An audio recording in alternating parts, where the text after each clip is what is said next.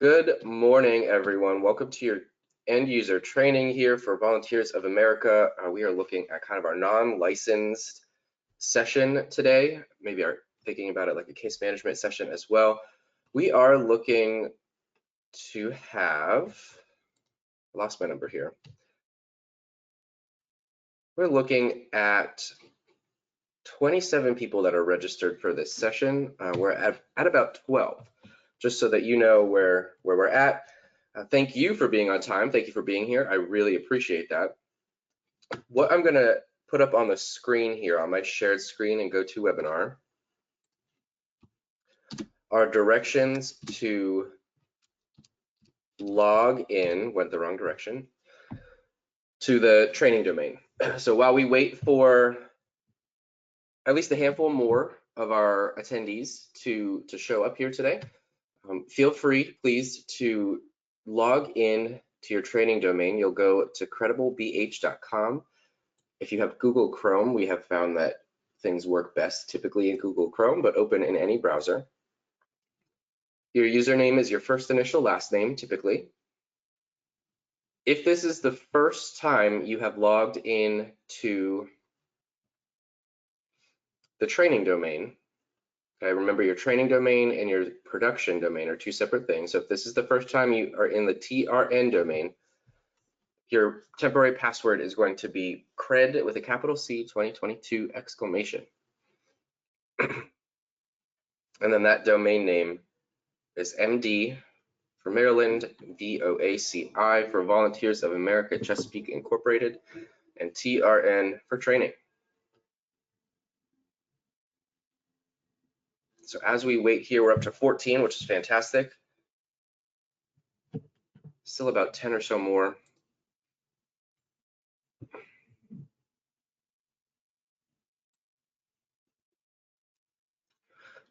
Still about 10 or so more, so go ahead and try that. I do have a colleague in the background. Brandy Knatzer is here. And good morning. Good morning, Brandy. She's going to be able to help us in the background answering questions. So if you do have any issues, go ahead and throw that in the questions box or raise your hand and go to webinar and we'll help you out. Tatiana, I do see your questions box or your question there. Hey Scott, I'm actually answering it right now. Okay. Yeah. Got it. I'm responding right now. Perfect. Thank you.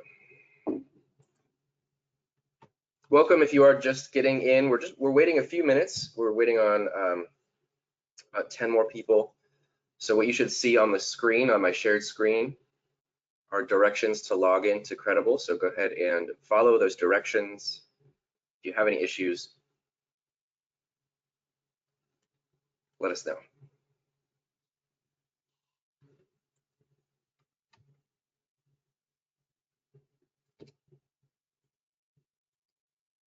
One thing I will just say to those on the line, if this is your first time logging into the training domain, I do just want to make sure that everybody knows that you have to use the generic password, and you have to use your username. Your username will be the same as the production domain, but you will have to use the generic password. There's no communication between the training domain and the production domain. So if you if you have it set up and you're trying to use the credentials from the production domain, it won't work. But let us know if these don't work, because we can do resets.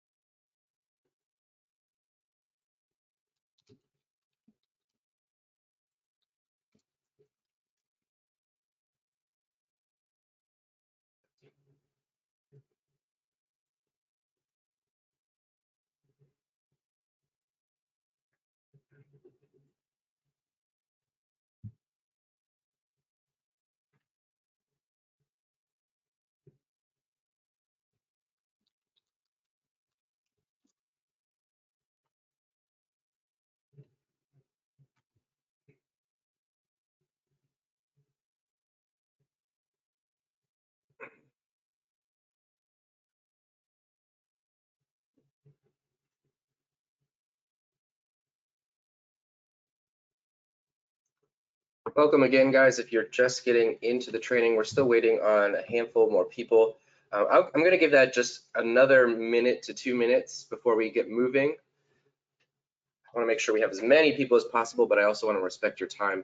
So if you are just getting into the session, you should see instructions on the shared screen on how to log in. If you haven't done so yet, please try to log into the domain.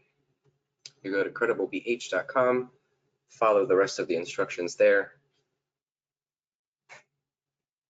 Really making sure that you're entering that domain name correctly, and if this is your first time in the training domain, you do need to use that temporary password. It will ask you to reset.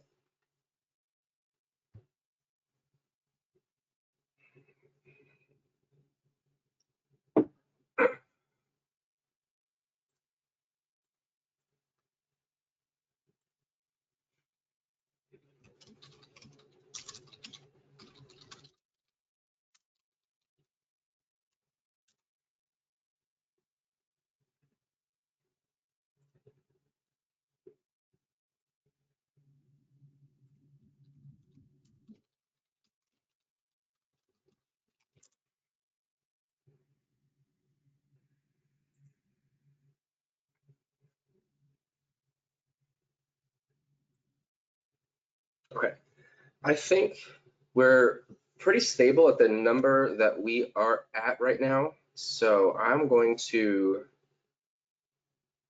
move forward with our training today. So let me get my screen set here. And Scott, if you just want to check in with, we did a one person report a login issue and we got that ironed out. So I don't know if anyone else, if everyone just wants to kind of confirm that they were able to log in. Sure. When we get back to that, when we get back to the login screen after the info, I'll check in and have them check in with us. All right, great. All right. Right, guys, good morning once again. I'm going to turn my camera on. I'll give you an introduction, a brief introduction in just a minute, but I did want you to see that there is a real person here with my cup of coffee, still waking up this morning.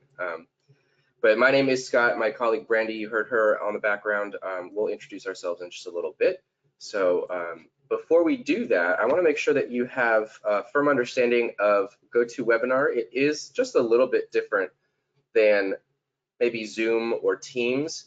So if you at any point kind of lose GoToWebinar, if you can't see my shared screen, or if you don't see the little control panel here, the little gray rectangle bar, what you can do is find that flower icon on your taskbar at the bottom of your screen. Click that flower icon, and that's going to bring everything GoToWebinar related to the front of your screen.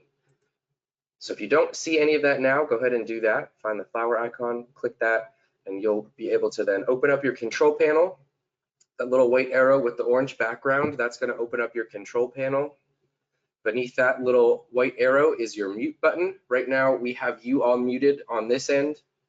We can do that as organizers, but then we do have the ability to unmute you, and then you should be able to unmute yourself. If at any point we do unmute you, please just make sure that you turn that green microphone back to a red microphone so that we cut down on background noise. The other thing that we have here is the raise your hand feature. And I would love for you all, even if you have been in a previous session with me, I know you've done this a couple times now, but I do want to make sure that we understand how to use that, because I'll use it throughout the day or throughout the morning to check in with you guys, make sure that our pacing is good, make sure that you're looking at the right screen, making sure we're in the same place. So please find that raise your hand feature. It should have a little green arrow on it, meaning that you can put it up. So click that, raise your hand, put it up in the air, and keep it up so that we can check to see that it worked. Hand raisers are trickling in. There you go. Trickle. Good word here. I think you're at about half. Half of the hands are raised. All right, the other half. Oh, somebody took theirs down. Go ahead. I'm gonna lower them. I think we're good. Okay. In the control panel, So back, if you click that white arrow in the control panel, you do have some audio options. If at any point you have issues, sometimes GoToWebinar might start cutting out with the audio. That does happen every once in a while. Sometimes it's internet related for you, sometimes it's internet related for me, sometimes it's GoToWebinar related. Either way, you can open your control panel, you can toggle between the radio buttons, between computer, phone, and no audio, and that will typically solve issues. If worse comes to worse, you could log out quickly and log back in, and that is the second option that will typically fix any audio issues. If you have other microphones or speakers, you should see those drop downs and you can choose, like I have a separate mic and separate speakers. I can toggle between the different options that I have with those drop downs. The other thing here in GoToWebinar that we want to make sure we know how to use is the questions box. So in that control panel, yours should look more like this. You should have that audio tab, and then below that should be a questions tab. And then you should see a box that says enter a question for staff. We're going to use that throughout the day too, to check in with you, and then you have the ability to kind of ask us questions through that box. There are a lot of you, so we're gonna keep you on mute mostly, just to keep things moving and smooth as much as possible today. So we do want to use this questions box to the best of our ability. So let's go ahead and make sure that that works. If you wouldn't mind just shooting us a question, not a question, but something in that questions box. A good morning, a hi, a hello, I need more coffee, whatever that is. You've got some good mornings. Perfect. Coming on in. Oh, lots of good mornings. We're getting a sea of good mornings. I love it. I need that today too, because it's dark and dreary outside again. Oh no. No. Brandy's over on that West Coast where it's always sunny. I've got some beautiful blue sky right now, just starting up, because I'm only at 6:13 a.m., but it's shaping up to be a beautiful day in LA. Felt like I was on a radio station just now. Right. I like the way somebody broke it up into two comments, good and morning. There we go. Oh, happy Friday Eve. Yes. Oh, and a request for me to send some sunshine your way. I'll try to do a little movement towards the East Coast with the sunshine. Right. We got a combo of like DC and Maryland, like east of DC. Sure. Yeah, that's familiar ground for me. I did live out there for 5 years. 4 years. 4 years out in Alexandria, Virginia. I worked in the Anacostia area, and then of course in Rockville. So yeah, I'm covering all the bases, or I have covered all the bases in my former. Living the dream over in LA. We had a bunch of good mornings and requests for sunshine. So okay. I think we're good on the chat box. Thank you. You're welcome. Thank you guys. I always like to make sure that that works for you right now because it's an important tool for you to be able to ask your questions when you do have them. If at any point we as the organizers send you a message, you might get that directly as a chat, and if you see that little chat bubble with the ellipses, the 3 dots, same idea, you can respond right in that chat near where the questions box is. So just different ways to communicate here.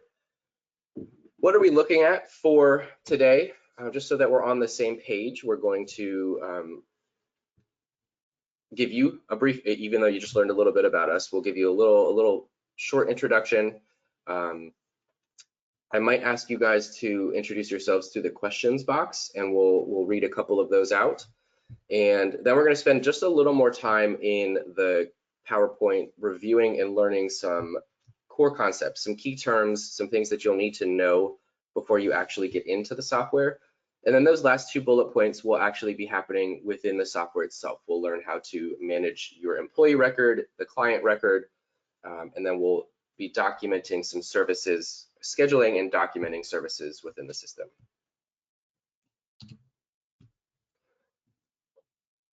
Like I said at the beginning, my name is Scott. I'm Scott Shuttleworth. I'm a training specialist here at Qualifax. June 21st, so 2 days ago, was actually my 1 year anniversary, my 1 year work anniversary here with the company. So I have been here for a year, training like end user trainings like this, training in our new T3, our Train the Trainer sessions, and in Credible tours. I'm also part of a webinar series. And prior to my time here, I was an educator for 8 years. So I was in the public school system, elementary through high school during that time, and then I also started to work with my adult colleagues, creating and writing curriculum, developing and presenting professional development sessions for them, and that's kind of how I ended up here. I got a desire for change and found myself a new home at Qualifax. So bringing that educational expertise to you as we go through the day here, trying to learn this system and master this system. Fun fact about me is that I am going to Canada next week. I'm going to Canada for 2 days, and then I have a wedding in Buffalo, New York. That'll be in Buffalo for 2 days. So, Brandy, I want to turn it over to you and let you introduce yourself a little bit as well. Sure. Well, I didn't prepare anything. I'll just pop on for a minute. Good morning, everybody. I'm Brandy Knatzer. I'm the manager of the product training department here at Qualifax. I joined the company in 2017, and as I just said, working out on the East Coast. I've done a number of these trainings myself and kind of moved into a little bit more on the logistical and development side. But I love interacting with our customer partners, and so I'm happy to be here today to support Scott with supporting you all in the chat box. So I'll just be here in backstage, as I like to say, and helping you out with any logins or feeding Scott questions as they flow in. And that's all I've got for you. We're here getting the day started with a little blue sky and work our way up to, I don't know, 98 degrees. So as somebody said in the chat a little while ago, happy Friday Eve. Friday Eve, absolutely. What are we looking at today? I'm looking at the weather. We got a high of 71 today on this side. I'm in Arlington. I'll be having a different experience out here. We are actually, I misspoke though. We're actually only going to hit 90 today. Bummer. I'm so sorry. I am based out of Rosslyn, Arlington, Virginia, guys, so I'm not too far from you all, especially if you're in the DC office. I'm not too far from there. A little farther from you Maryland people, but not too far. I did live over in Waldorf, Maryland for about 6 years, so also very familiar with the area. Brandy, I'm thinking that what we can do is have them put some information in the questions box, read out a couple, and then maybe right after a break, read out a couple more, just so we don't have to spend too much time right now, so we can really hop into. That sounds great. I'll see what flows in, and like you said, we can just take a minute now and do a few more after the break. We have our first introduction in from Charlotte Easterday, who is a billing specialist at Hope Center. Oh my goodness, she surprised me. Charlotte has a 20-pound cat named Chester. I have a couple of what I call mini cats, so that really does blow my mind. We've also got Crystal Carpenter, Senior Data Manager. Oh my goodness, well, more surprises for someone like me. Winter is Crystal's favorite season, same as yesterday, Crystal said. And so that is not me. And a couple people are dropping. Yeah. What's that? I was just going to pause real quick. If you guys could, if you wouldn't mind putting all that info into one question, it'll just help us keep it organized. So if you could put your name, your role, and your fun fact all into one little paragraph, that way it just cuts back on scrolling through the. Absolutely. Thank you, Scott. Thank you for that. I also want to just apologize right up front in case I mispronounce anybody's name. We have Denitris Houston on the line, a CSW, and Denitris is looking forward to, to their vacation in Myrtle Beach and what's not to look forward to there.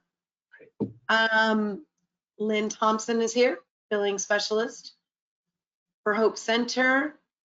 And Shani, I'm not going to pronounce the last name, and I might have already mispronounced the first name, but I think it's Shani, operations manager joining us. Lynn is loving Friday Eve, yes. Tatiana is here, community support specialist in Prince George's and Montgomery County. Welcome. Scott is here, employment specialist. Welcome. Tanika Abbott is here, Senior Director of Clinical Services, DC Hope Center. Oh, whoops, I lost that. I lost my place. I scrolled. Tanika is looking forward to going on a cruise for a birthday celebration. I love cruising, so that resonates with me. And that's all we've got right now, Scott. I would encourage, if people want to keep them coming, like Scott said a little while ago, we can do a few after the break. Just gives you a little, it's our little virtual social interaction in these virtual times. Thanks, everyone.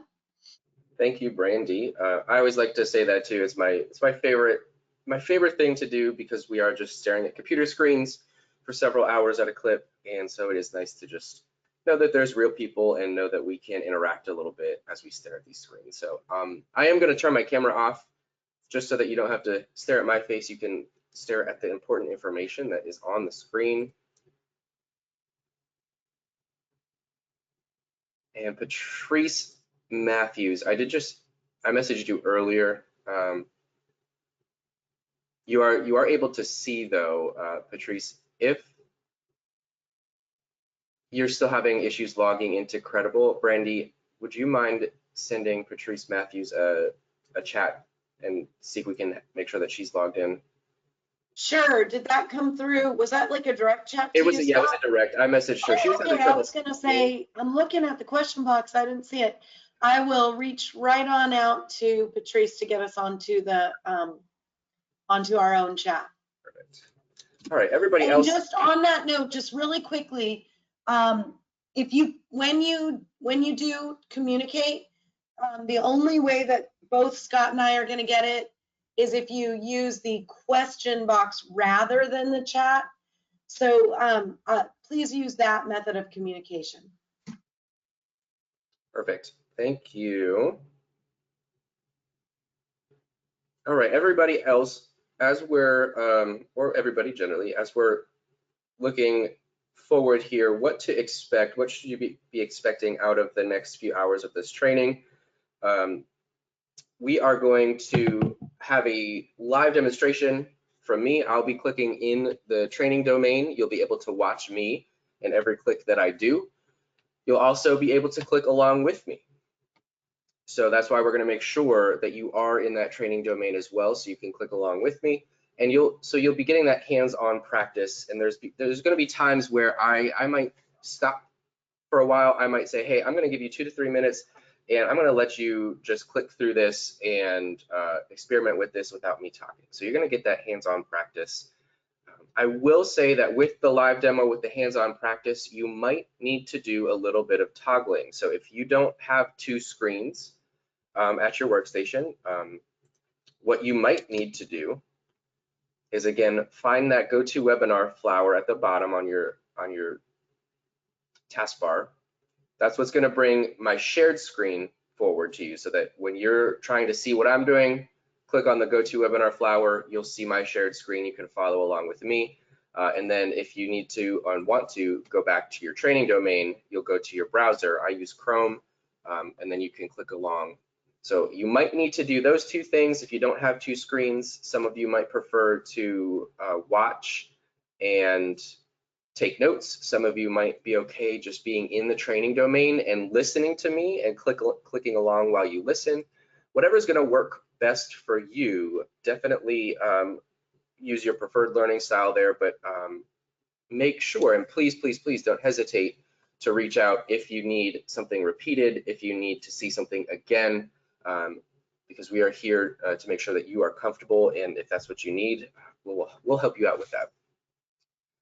The last idea here in terms of expectations is that we are focused on functionality today. So the functions that you're learning are going to be based on Credible's best practice workflows. I know that you guys are still working some things out internally in terms of workflows. You guys will still be receiving some more specific internal agency-related training from your internal teams. So just keep that in mind. You'll see the functionality today, and as you work with your internal teams, you'll get a little bit more of, well, how does this fit into this specific workflow that I do every day? We might be able to answer some questions. Patrice Crooks is supposed to be on the line here shortly, but typically we're going to keep things based in functionality today. With all that in mind, software training can be a little bit intimidating sometimes. It's a lot to take in at once, but we are here to get you to feel like this woman here on the screen at the top of the mountain, feeling successful, feeling whatever feeling she might be at that time. But the important thing to remember here is that you, as the individual, help define your own success. If you come into this, and we're hoping that you come into this with an attitude of, I'm going to get this, I'm going to master this, I'm going to take my resources and make sure that I ask my questions, jump over the hurdles if I have any, and I'm going to feel like this woman here at the top of the mountain by the end of the session. The more that you can come with that mindset and keep that mindset, the more successful that you are going to be, the more likely that you're going to succeed here. We know that the software works. We're here to support you through all of this to get you there. You have teammates around you who are here to support you. So the more that we can keep that positive attitude between all of us, again, the more likely we are going to succeed here in the end. You might not be, I've been saying this week, you might not be a black belt master necessarily. By the end of the day, you might not be configuring things on the back end by the end of this session, but we will get you as comfortable as possible so you can walk away feeling good about your training today. So that does take me to these important concepts. These are things, like I mentioned at the beginning, that you'll need to know and want to understand before we actually get into the software. That first concept, that first term is teams, and teams are what drive access to view client charts. And more specifically, it's a shared team between the client and the employee that drives that access. So the example on the right-hand side there, our client, this is just taken from a random training domain, but this client is on the intake team and the outpatient mental health adult team. So if I, as the employee, wanted to access that client's chart, I would need to be on one or both of those assigned teams. So you guys have, the one that always sticks in my head is the DC MAT team. So if I wanted to view clients on the DC MAT team, I would also need to be on the DC MAT team. Typically, I will say that there are a couple profile codes, a couple security rights that override that, but most of us as employees will need to have that shared team. What you'll notice is that those teams are listed in the client's profile and in the employee's profile. You can see that on the screenshot, and you'll see that more in depth when we get into the domain in just a little bit. The second term is programs. And what you want to think with programs here is that they allow staff to schedule and complete services for clients. Think of it too as a collection of services that I can provide to a client within that program. Like teams, a shared program between client and employee is necessary for the scheduling of and the completion of that particular service. So for example, if I want to schedule and complete an individual therapy session, maybe that individual therapy session only lives in the outpatient mental health program. I would have to be in the outpatient mental health program, the client would have to be in the outpatient mental health program, and then I could schedule and complete that individual therapy session. For you guys, you have a lot of different programs and a lot of different services. Some of them cross programs, like that individual therapy I was talking about. It's in multiple programs, but some of your more specific services, like your primary care services, are only going to be in that primary care program. And just like teams, they will be listed in the client profile and the employee profile. Key takeaways here, bringing it all together. Teams drive access to client charts, so access and security. Programs drive access to services. The screenshot on the left-hand side here is just a larger picture of a client profile, which we'll see more in depth in the software. And on the right-hand side, that underneath the programs, this is our service type dropdown. This is where you can actually select the service. And what I want to point out here is that program abbreviation on the left-hand side. That program abbreviation is important, especially if you or your client are on multiple programs. You'll want to make sure that you're choosing the correct program for that service type, especially if that service type is in multiple programs. We'll see that more as well when we get into the domain.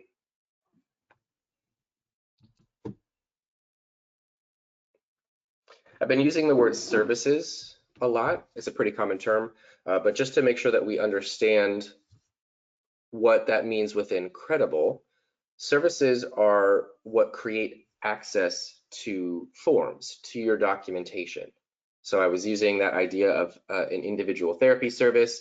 The example on the screenshot over here is a group therapy service. Those services, once scheduled, and once we open them up, create access to the documentation. So this best practice group progress note here on the screenshot. Or if I'm doing the individual therapy session, that's going to provide me access to the best practice progress note. So those services, again, are what create access to the form itself, to the documentation that you see in the screenshot. The other thing to understand about services within Credible is that all client-facing, all client-related documentation, both billable and non-billable, is considered a service. So all of those billable services like individual therapy, group therapy, anything that is billable is a service. Anything that's like a release of information, a consent to treat, anything like that, non-billable, also still considered a service, all into that one term.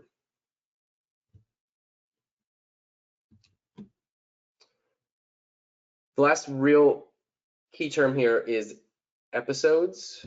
Episodes is another common term, but just so we're reframing it within Credible here, episodes are, of course, measuring a time period of care within a particular program.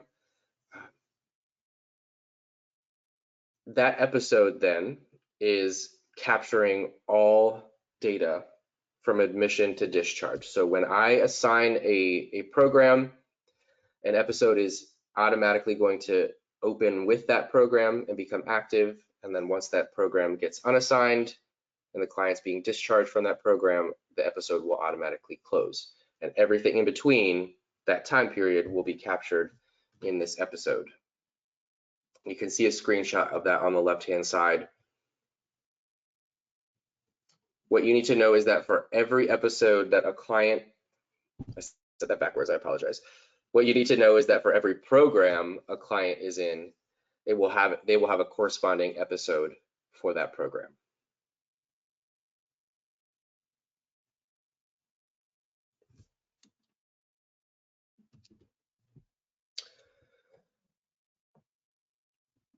These resources aren't necessarily key terms, but what you want to know now, what you will hear maybe as a key term is the knowledge base and the learning management system, the LMS. Those are offered through Credible.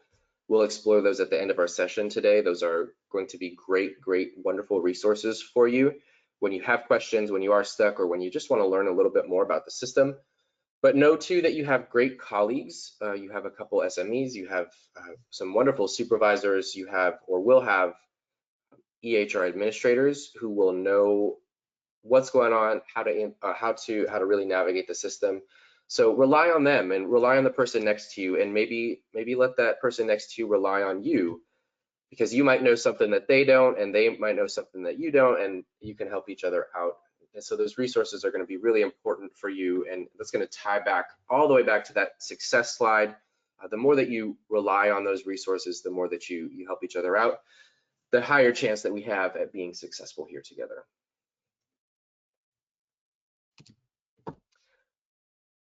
What questions do you have about any of that material so far? I'm giving people a moment to chime in. I don't see anything at the moment in the chat. I'll let you know if anything comes in. Appreciate it. Don't be afraid, guys. We are we're here for you, and we definitely want to make sure you're comfortable. So ask those. I did see a hand pop up. Okay. Scott. Okay, good. Yeah, before I start this next slide, I want to check. Let me go ahead and let's see, I'm trying to unmute. Fatima, I saw your hand and you're self-muted. If you wanted to ask a question verbally, you could unmute now. You'll have to find the control panel and it was a click on the. mistake. It was the mistake they had. Well, you know what? Good morning. We take those Morning. we take those as high fives. So high five back to you. And Scott, over to you. Perfect. Fatimata, we were having that issue yesterday too. I don't know. Oh yeah, we've had that before. I'll just be aware of the issue, but I will say thanks for the high five and turn it back over to you, Scott. Perfect. Thank you.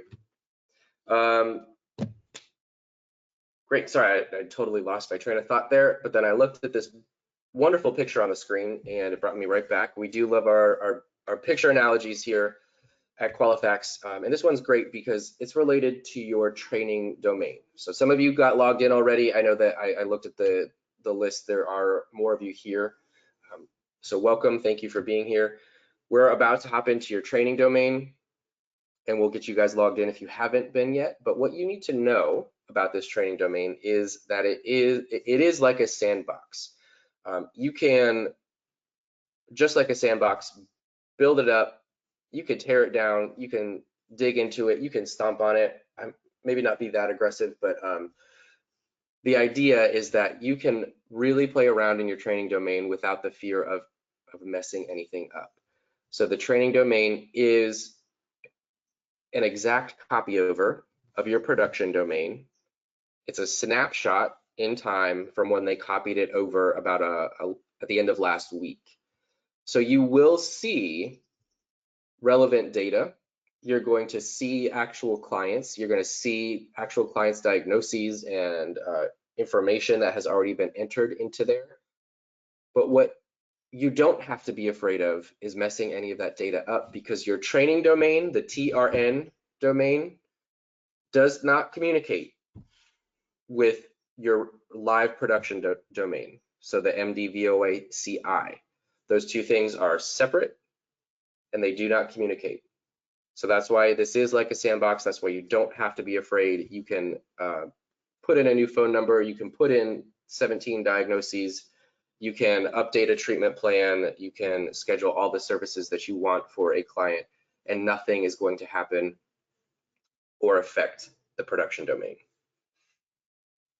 With that said, because it is a snapshot in time of when that production domain got copied over, there are still going to be some things that are incomplete. You aren't quite at your go live, so there are still some things under construction. We've made several notes about those over the past few days. And as we go through today, I'm sure we might find a couple more here and there. So if you see a form that's maybe not fully complete, or something that's not quite configured in the way that we thought it was going to be, call that out, let us know. And actually, Patrice, as I was saying that, I was just looking for you. I'm going to move you over to make you an organizer, Patrice. Again, we have Patrice Crooks here, so if we do run into those, we'll make sure that she adds to her running list. I won't ask how many pages it is, Patrice, but we'll make sure it gets added. Okay. Good morning. Good morning, everyone. I'm actually working with a problem right now. Diamond doesn't have the right profile code, Diamond Pennington. Diamond Pennington. Okay. Yeah, I can, Scott, I can help out in any way that's needed.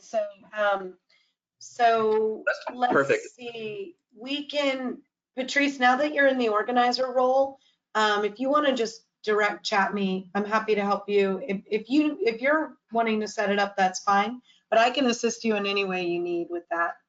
You got it. Thank you. Sure. Perfect timing. Not perfect that that issue is here, but perfect timing because what we're going to do is log back in here or get ourselves logged in for those that haven't yet. So if you haven't heard these instructions yet, please open a browser. Google Chrome is typically preferred. It will typically work best with Credible, but you can open in any browser. Go to credibleh.com. You'll see a little screen in the middle that has username, password, and domain for you to enter. Your username is first initial, last name.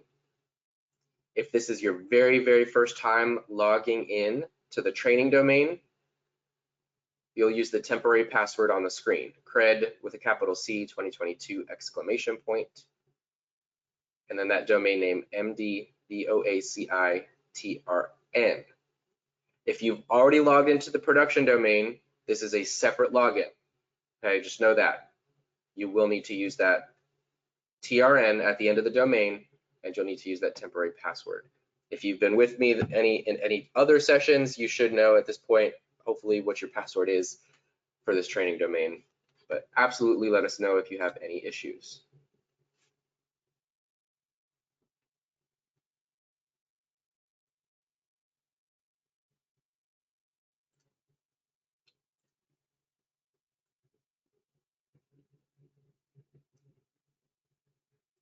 Looks like I'm just double checking here.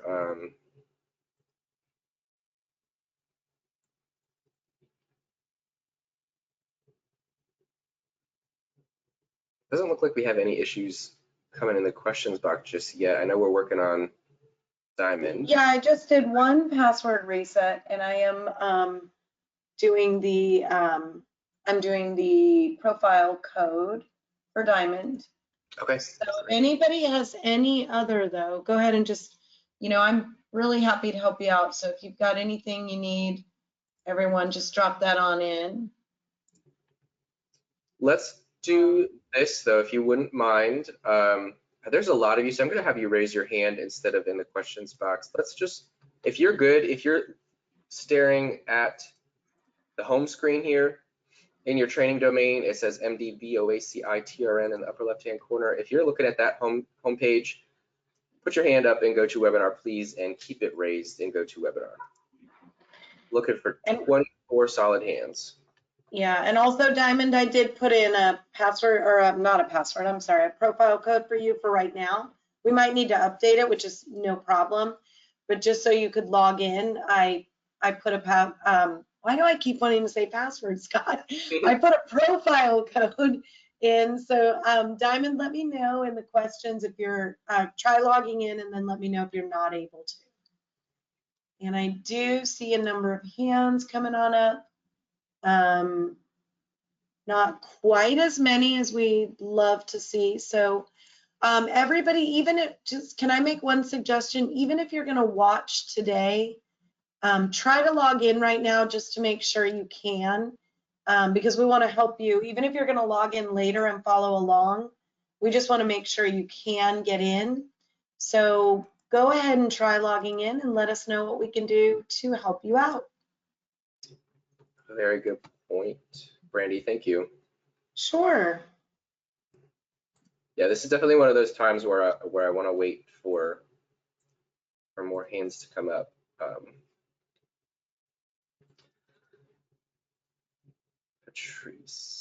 Patrice, so I got a direct chat again, Brandy, from Patrice Matthews. Okay, I did send a chat. Oh, you know what? I also sent one of my chats to the wrong. Okay, I just realized we've got two Patrices on the line. Oh, yeah. So I sent a question I had for Patrice Crooks to Patrice Matthews, I just noticed. So okay. So can you tell me, because I did actually reach out to, okay, I'm sorry, I'm not a good multitasker. Matthews, that's So okay. for Patrice Matthews, I did reach out earlier to see, Patrice, do you see a chat, Patrice Matthews, do you see a chat from Brandy Knatzer? Can you move over to that chat and send your responses to me? Do we know what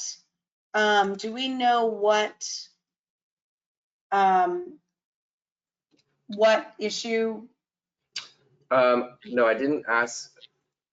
She didn't. Because I'm not getting the communication, so I'm struggling a little bit Right. to work with Patrice. I'm happy to help. I'm not on the thread, so I'm not getting any of the info. And Denitris, I'm working on yours right now. I just want to check. Let me just check real quick.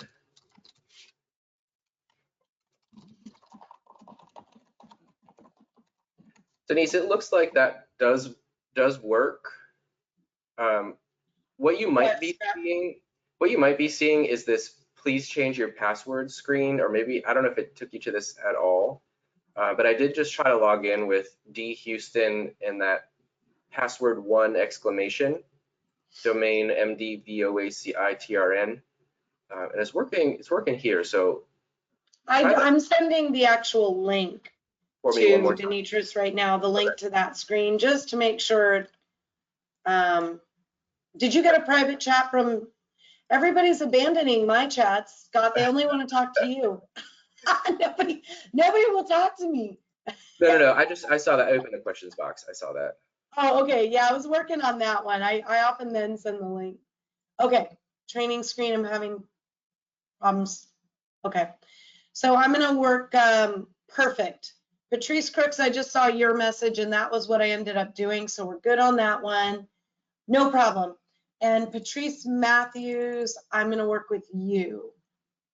And Okay, then I work see with another Denise, one. and I have Scott on here. We'll work with Scott. Those of you that are logged in, thank you so much for your patience. This is just a really important step to make sure that everybody's good. Very important part here. So if you are logged in, feel free to click around, look through the domain, have some fun for a little bit, and we'll reconnect with you once we work out these login issues, guys. But again, thanks for your patience. So Scott, let me.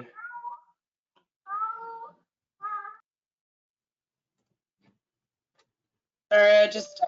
Brady, were these your my cats? cat is really Yeah. having a moment.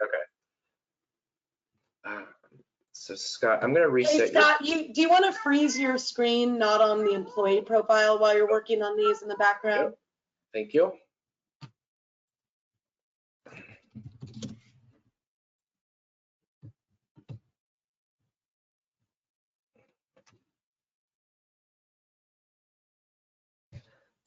Yeah, Shania, I'm working on this one.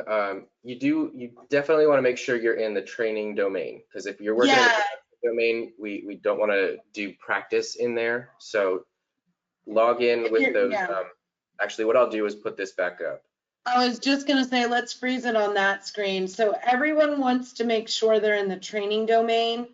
And just so you know, you cannot log into the training domain with your regular credentials. You've got to log in with the generic. So if you're trying to use the password that you've reset to in the production domain, it's not going to work here. So you're going to want to use what you see on the screen, and then let us know if there's a problem. But first try it with the generic password, because if you're using the password you set up, it won't work. So we can reset generic passwords, but again, you won't be able to use your preset password. Okay. So Scott, you're working on Scott? Yep, correct. Okay, and then I'm working with Patrice Matthews, and then we'll go to the next one. So Shania, just give us a quick update if you're able to log into the training domain with the generic. And Scott, I did send your updated information in the questions box, so you should just be able to copy and paste all that info right onto the screen, or at least type it.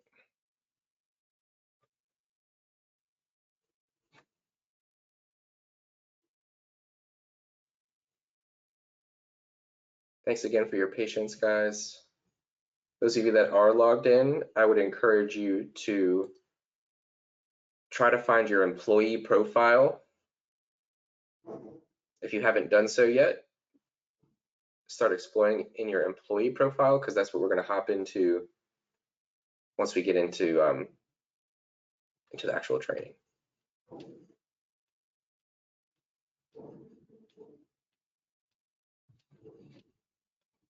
And Shania, I just want to check in with you one more time. Shani, okay. Thank you for correcting us. I appreciate that. So Shani, let me update your password.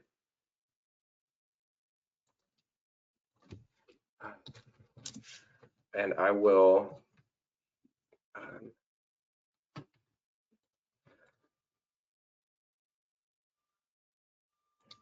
copy and paste all of that into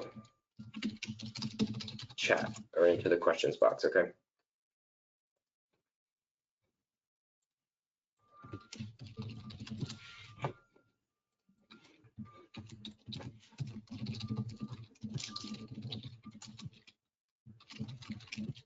I just sent Patrice Patrice Matthews updated password information. So Patrice, check the chat. I just chatted you updated information. Fatimata, I see your request. So, okay. So I'll reset your password. Give us just one moment on that.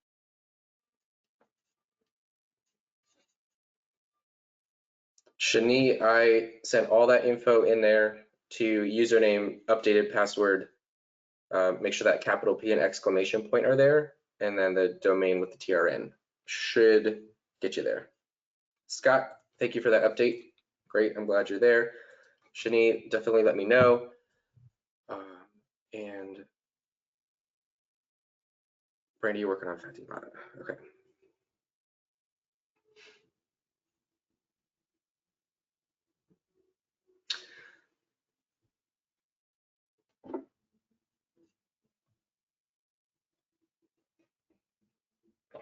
What I am going to do, guys, what I'm going to do is start at least with, I think, an overview here, because I think we're pretty close to having all of those login issues handled. So if you're still logging in or still trying to log in, you're not going to miss too much. I'm just going to do a little bit of an overview.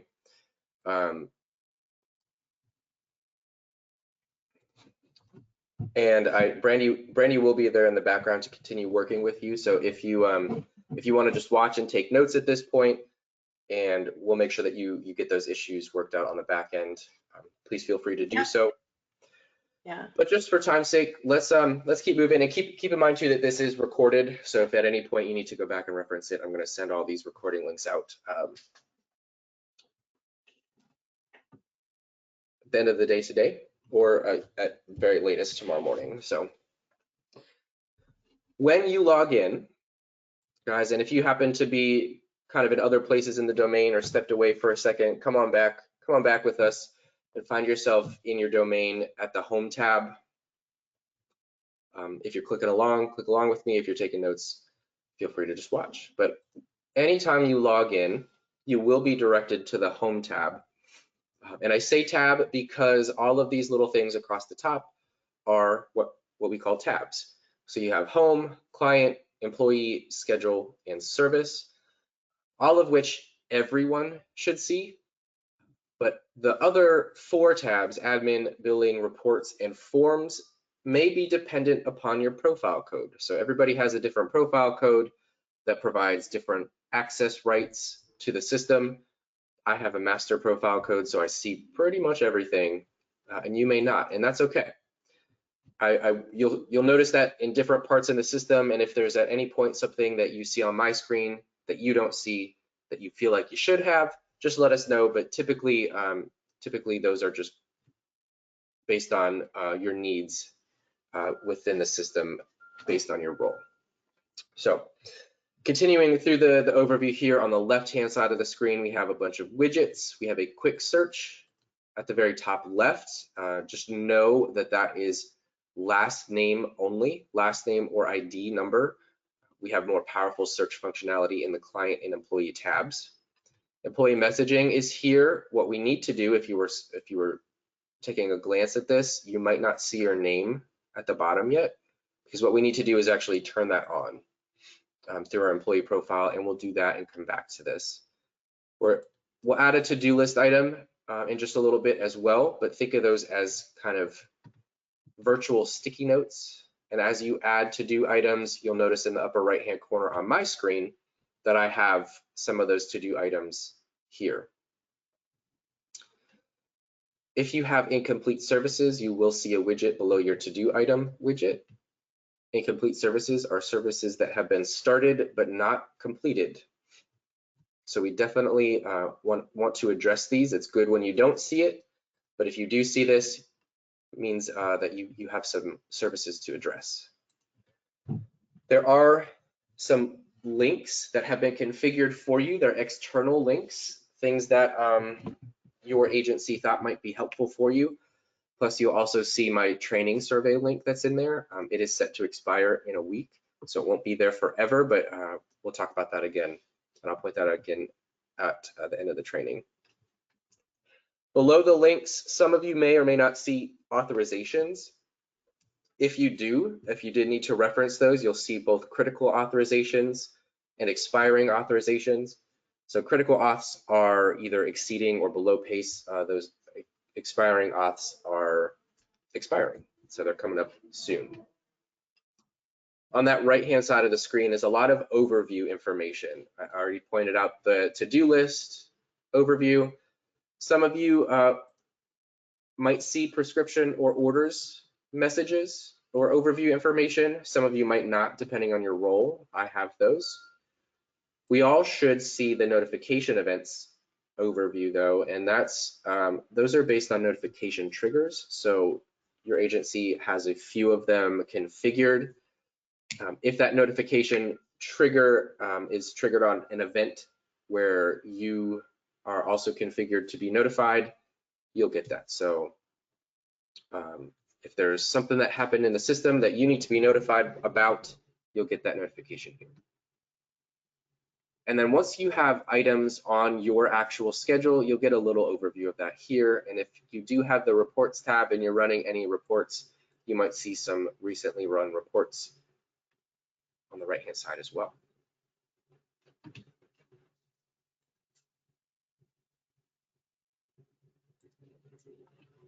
All right, what we're about to hop into next is your employee profile. And there's one way to get there in one click. There's a couple ways to actually get there, but there's one way to get there in one click. Did anybody figure that out? How to get to your employee profile in one click? You did? Go ahead and put that in the chat, or I saw a hand go up real quick, actually. Somebody wanted to say that out loud.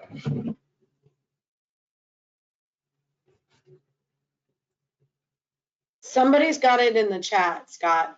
They've got the right answer. They said your name at the top, that logged in as. Charlotte, I'm still going to give you 500 points, but Charlotte was here in the other trainings, so she knows that. We get 500 points for retention too. Right, there we go. Right, good retention for sure. She's probably sick of hearing that same question though. So thank you, Charlotte, though, for answering that. It is your username in the upper right-hand corner. That's the quickest way to get to your record.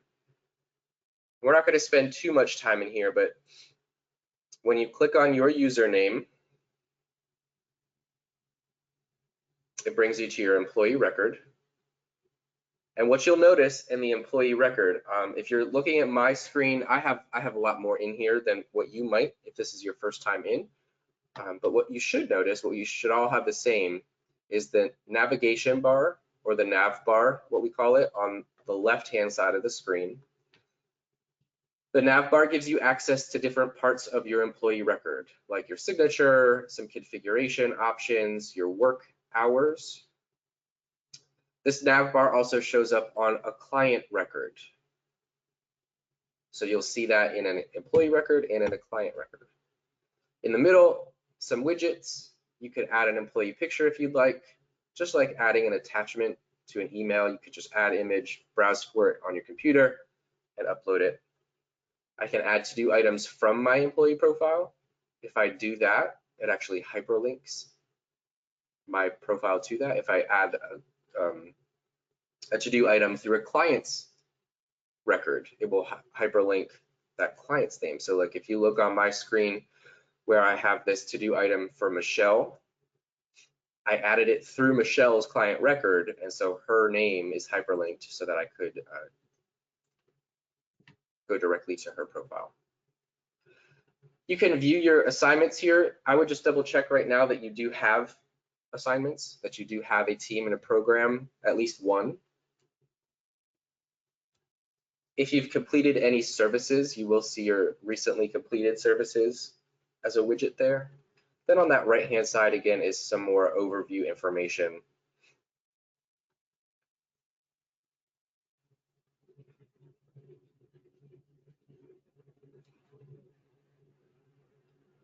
You may or may not, with any primary care people, you may or may not see a discharge or today's workup for anybody that's in that primary care dimension. Those of you that aren't in that, you won't see that. What we're headed to though is this config link on the left-hand side real quick, because we want to turn on employee messaging. So find yourself to the nav bar, click config, and you'll see this employee config screen pop up.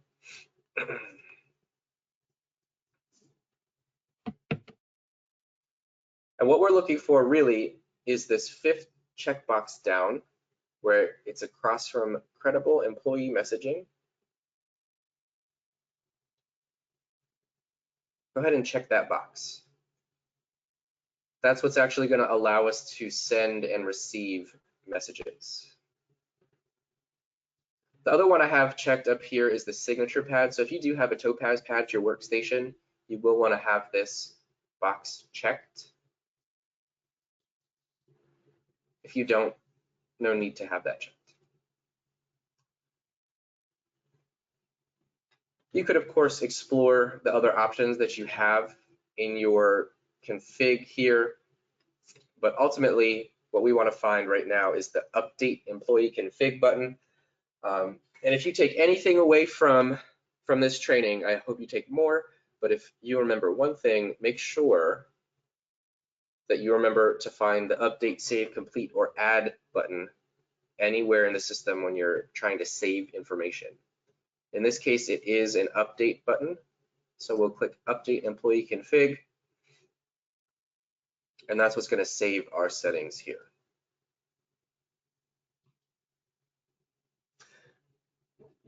Are there any questions about that config? Not yet. We've just got a, thanks, it's working on the last password reset. So I'm so happy. I think everyone's in. Awesome. I'm so glad. I'm so glad. Perfect. Let's keep rolling then, guys. Back over on your nav bar, right below the config link is the signature link. So go ahead and click on signature.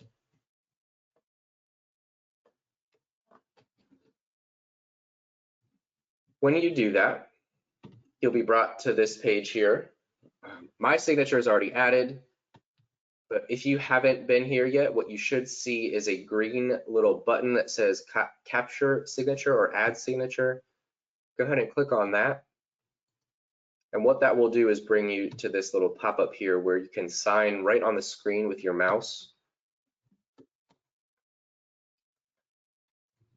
I always joke that I feel like a second grader when I'm doing this, and it looks like a second grader just learning cursive.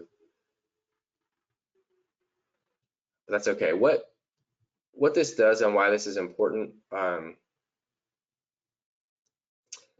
is because once I save this, and you could save by clicking preview if you really wanted to preview it, and then on the next pop-up, accept it from there, or you could save it by clicking accept without preview. Well, why this is important though, and why you should save this is because when you complete documentation, this saved signature here will automatically pull in every time that you go to complete documentation. Saves you a whole step and a hassle every time you go to document. As long as you have saved it here in your employee record, it will always pull in automatically when you sign and submit. And you'll see that happen later. If you happen to be a supervisor, I mentioned this in a couple sessions, I might have missed it for some of you. So if you didn't hear this, if you are a supervisor, you should see a secondary supervisor signature box there as well.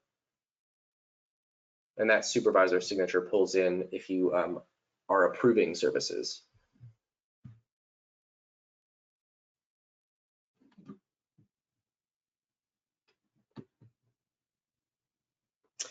Let's do one more thing and then I'll pause for questions here. So we are back on the nav bar. We looked at config, we looked at signature. We're going to take a look then at work hours. Work hours has a little clock icon. We'll take a look at that.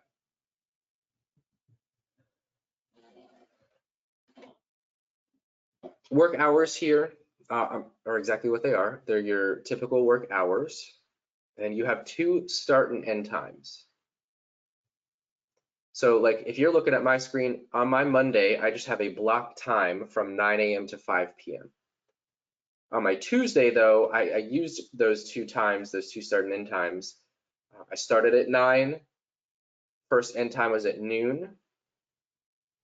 My second start time was at 1, and my second end time was at 5:30. So that's to help reflect maybe a lunchtime or travel time or any kind of break time in the middle of the day that you might have.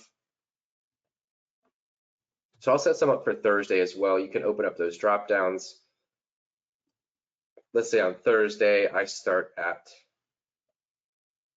early on Thursday. I start at 8 a.m. on Thursday and go till 11:30. Let's say I have a longer break in there that day, and I start back up at 1 and go until 6 on Thursday. So that again is reflecting a long break in the middle from 11:30 to 1. And what this does, why this is important, actually let's click save first. Make sure you click save those work hours. Why this is important is because it is a visual for anybody who's scheduling for you, number one. So I'm going to just show you if you wanted to take a look on my shared screen. On my schedule here, what you'll notice is that it puts these little dark gray bars on my schedule. And in those little break times, that dark gray bar is not there. So it's a visual for anybody who's scheduling for you to know, hey, this is where these are my typical work hours. Please schedule me only during those times. What you want to know is that it doesn't prohibit people from scheduling in those other times, but we'll talk about a way where you can actually block off time when we get onto the schedule. So number one, it's important for this visual reminder Number two, your front desk is planning on using what's called first available. And first available can only function if you have work hours entered into your schedule. So for those two reasons, you want to make sure that you enter those work hours. A note about all of this generally, about work hours, signature, and your config. Remember that your training domain and production domain don't communicate. So you're practicing and learning this now.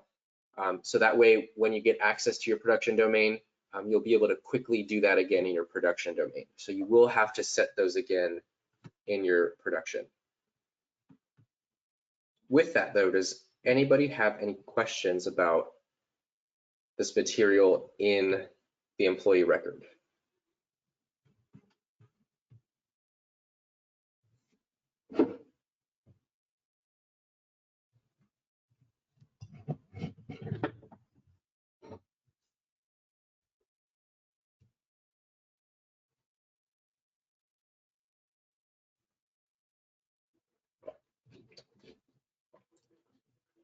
Okay, seems like we're good, guys. Let's then find our way back to the home screen. We're going to do two things from the home screen before we start diving into client information, and we'll probably end up taking a short break before that. So back on the home screen, on the home tab, I should say, find that employee messaging widget. And in that employee messaging widget, you should now see, as long as you were walking through that with me, you should now see your name show up in this dropdown. If you don't see your name here, that means you didn't click that box in your config, or you didn't save after you click that box in your config. But if you do see your name, or if you would like to practice here, go ahead and find your name or find me if you'd like. Click either yourself or me, or really anybody else. And then click the little send button to the right-hand side. And what that does is pulls up this little messaging window. And this is where you could type your message. So you might send all kinds of different stuff here, whatever you might need to ping a colleague for, but maybe if you want to ping somebody at the front desk and say, is my 10:30 here yet? Whatever that might be, just be aware that these messages pop up as a little pop-up with the message right there. So you want to be careful about any PHI, because you might not know who's looking over the person's shoulder at that time. Maybe another employee is looking at the screen, maybe another client happens to be looking at the screen at the time. So just be careful here.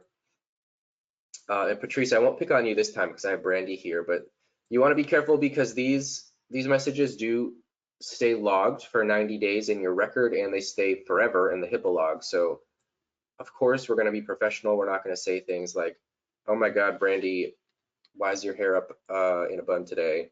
Or why are you wearing that same shirt again today, right? Things like that we want to be careful about because it's there. I know, of course, you are going to be professional, but we always like to just make sure you know that they are viewable and they cannot be deleted. So when you're ready, go ahead and click the send button, guys. It does take a few seconds, anywhere from 10 to 30 seconds to make its way through the system, but when it does, it will pop up here. Does anybody remember from a previous session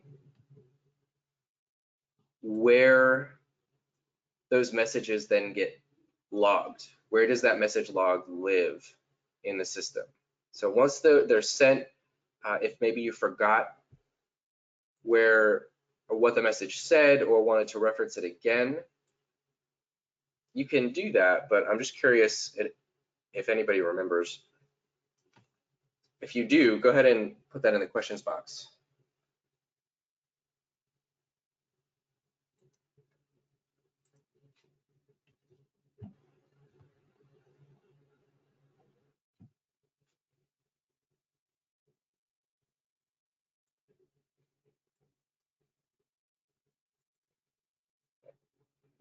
Ooh, maybe not. Or maybe we don't have any carryovers from when I did point that out. I don't see anything in the question box. If you were waiting for me to confirm, I can give you a lack of confirmation. I was giving it a little bit of wait time, so I was too, but I thought, let me just tell Scott, we do not have it in the question box. it is totally fine. What you will notice Wait, though, I've got message log popping on in. there we go. Somebody was just waiting there. Yeah, Duong, wonderful, thank you. 500 points to you too. Maybe 1,000 actually. I'm gonna go with 1,000 this time. What you'll notice on my screen though is that message popped up, and this is why I'm saying you just want to be careful because there's no really encryption on it.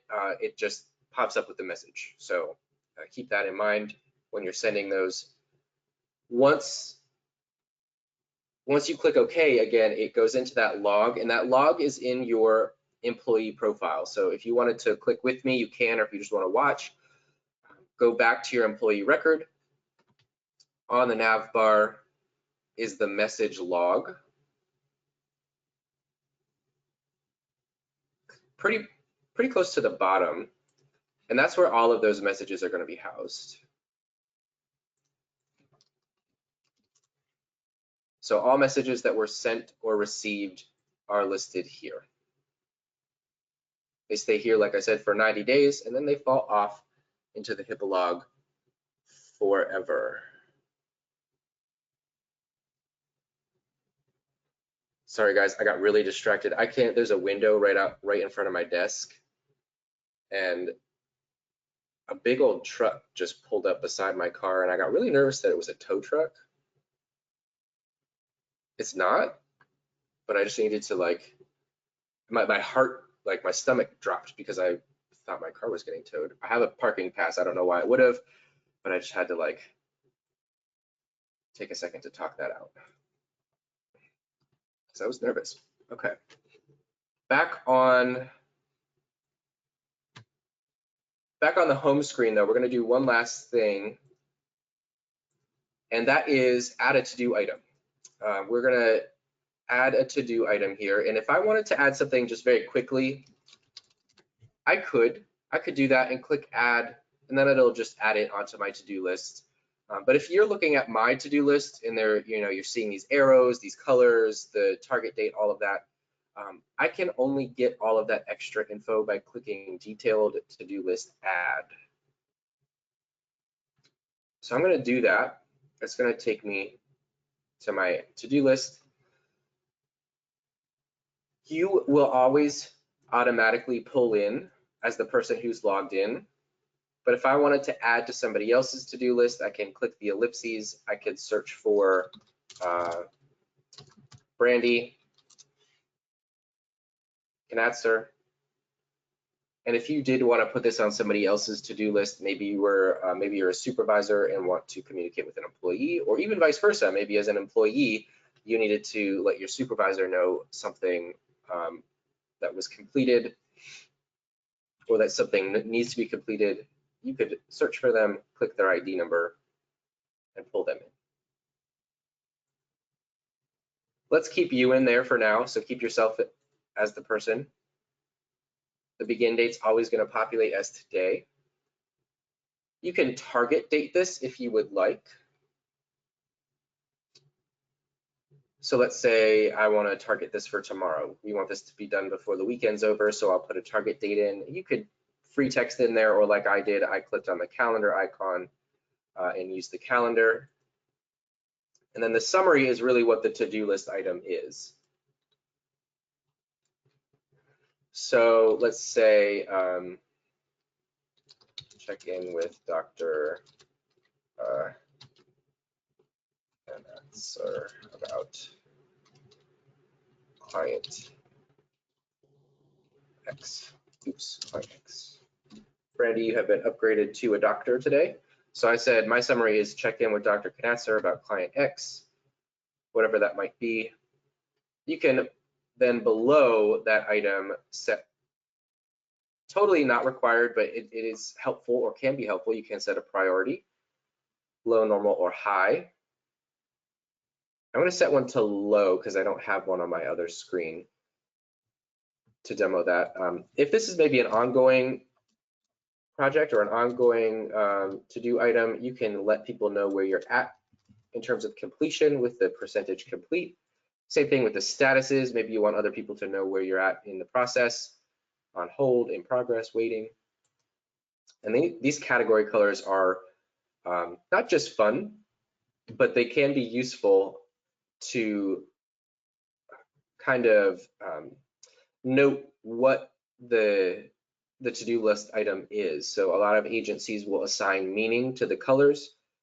You guys might have that conversation. I would suggest you have that conversation, but for example, maybe things that are in green relate to billing, things that are in blue relate to supervisory tasks, things that are in red are related to issues with services. I'm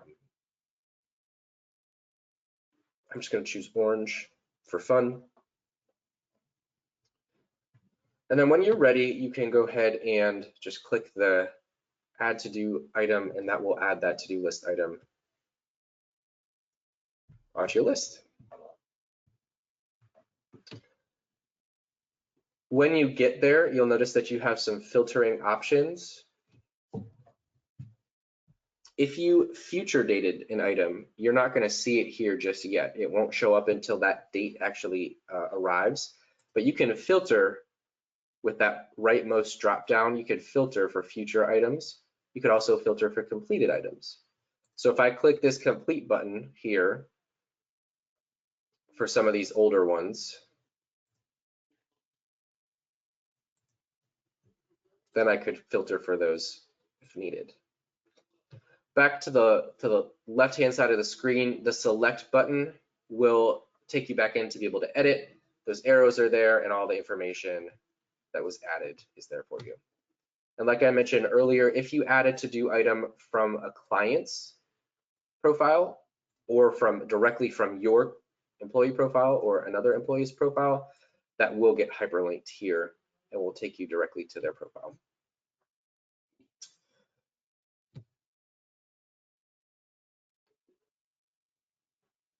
With that, that's the end of the employee information. Are there any questions?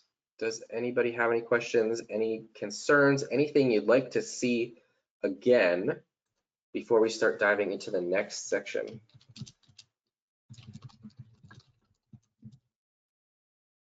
I was thinking, I was waiting to come on because I feel a sneeze coming on at any moment. But I did want to just pop in and tell you that I don't see any questions. Thanks, Scott. Okay, thank you, Brandy.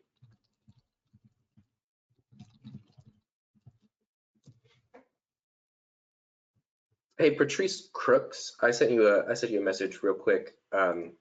If you are back, I know that you stepped away for a second, but if you're back, just check that chat for me.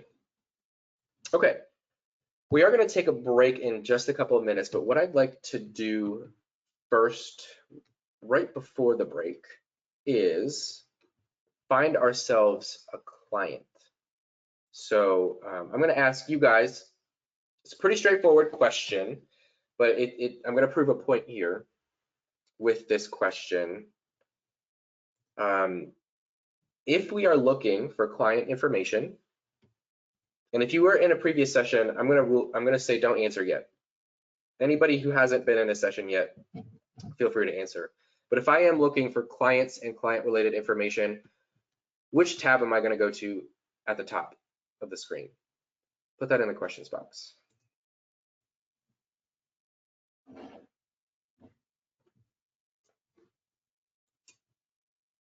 Oh man, you you tempted them with the break. I know. We're almost there. Definitely want to do this beforehand though. Sure, I'm waiting. Okay, we've got client popped on into the question box. Perfect. Charlotte, excuse me, another 500. How many points, Scott? I was gonna say 500, but then I gave DeWong 1,000, so let's go with 1,000. That's true. That's true. You have to be fair. And Charlotte is correct. And I did ask that question and you're probably like, Scott, that's so simple and easy and straightforward. And that's the point. That's why I asked that question, because I always like to highlight that Credible is user friendly. And when you're looking for client information, it's in the client tab. When you're looking for employee related information, it's in the employee tab. You know, when you have that nav bar, when you're looking for a diagnosis, it says diagnosis. So I use that as a point, not to be cheesy or corny, but just to really highlight the fact that our system is user friendly. So if you found yourself to the client tab, you should be seeing a screen that looks much like mine. Across the top of the client tab is an alphabet. That alphabet is based on client's last name and active statuses. So when you're searching, or if you are searching with the alphabet, you're searching by last name and active or enrolled, my DC people, statuses. So feel free to explore with the alphabet. What you'll see here below the alphabet is more powerful search functionality compared to the home tab. So with the client tab now, I can search by first name, by date of birth, by last name. I could search for the different statuses that a client might be in. I can also search for clients on teams and programs. We're going to use this actually in just a second. This program dropdown. So if you are clicking along with me, make sure that you did find that program dropdown. Below that, guys, below that is a list of recent clients. So when I click the client tab initially, you might not see anything if this is your first time, because this is based on recently interacted with client profiles. So that will begin to grow. In order to get into a profile, you'll click on their hyperlinked name, first or last, or the view button. And if you wanted to go directly to their schedule, you could click on the schedule button.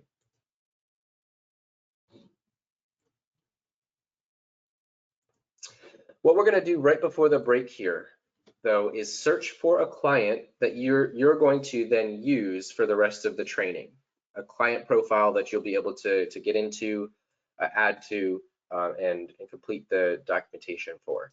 So in order to make sure we're working with a client that we'll be able to do that with, I want you to open up that program team dropdown and search for a program that you're on. If you forget what programs you're in or not sure, click on your record and you can check out your assigned programs in your record.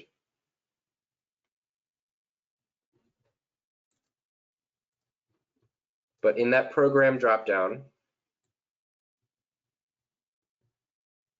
search or click a program, click filter, and that's going to pull up a long list of clients. I would suggest not all clicking or trying to click on the first one, maybe go to the second or third page and find a client on the second or third page so we're not all working with the same one. And once you find a client, go ahead and click into their record. I'm going to go with Jeremy. Actually, I might go with Michelle because she has less in here. Actually, I might create a new one during break, just so it's blank. But talking to myself there, guys, thanks for listening. Give me a hand raise if you wouldn't mind, just before we go to break. Give me a hand raise once you've searched for and clicked into a client record and you're staring at your client.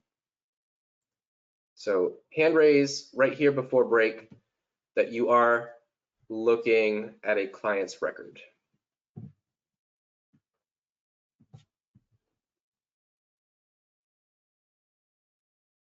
I know some of you are just following along, so that's okay. But for those of you that are clicking along, definitely give us that hand raise so we know that you're set.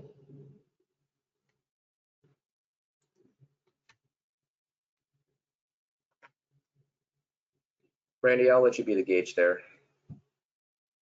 Yes, we've got just a few hands, but I'm not seeing anything in the chat box. So, any minute now, we should see a few more hands pop right on up.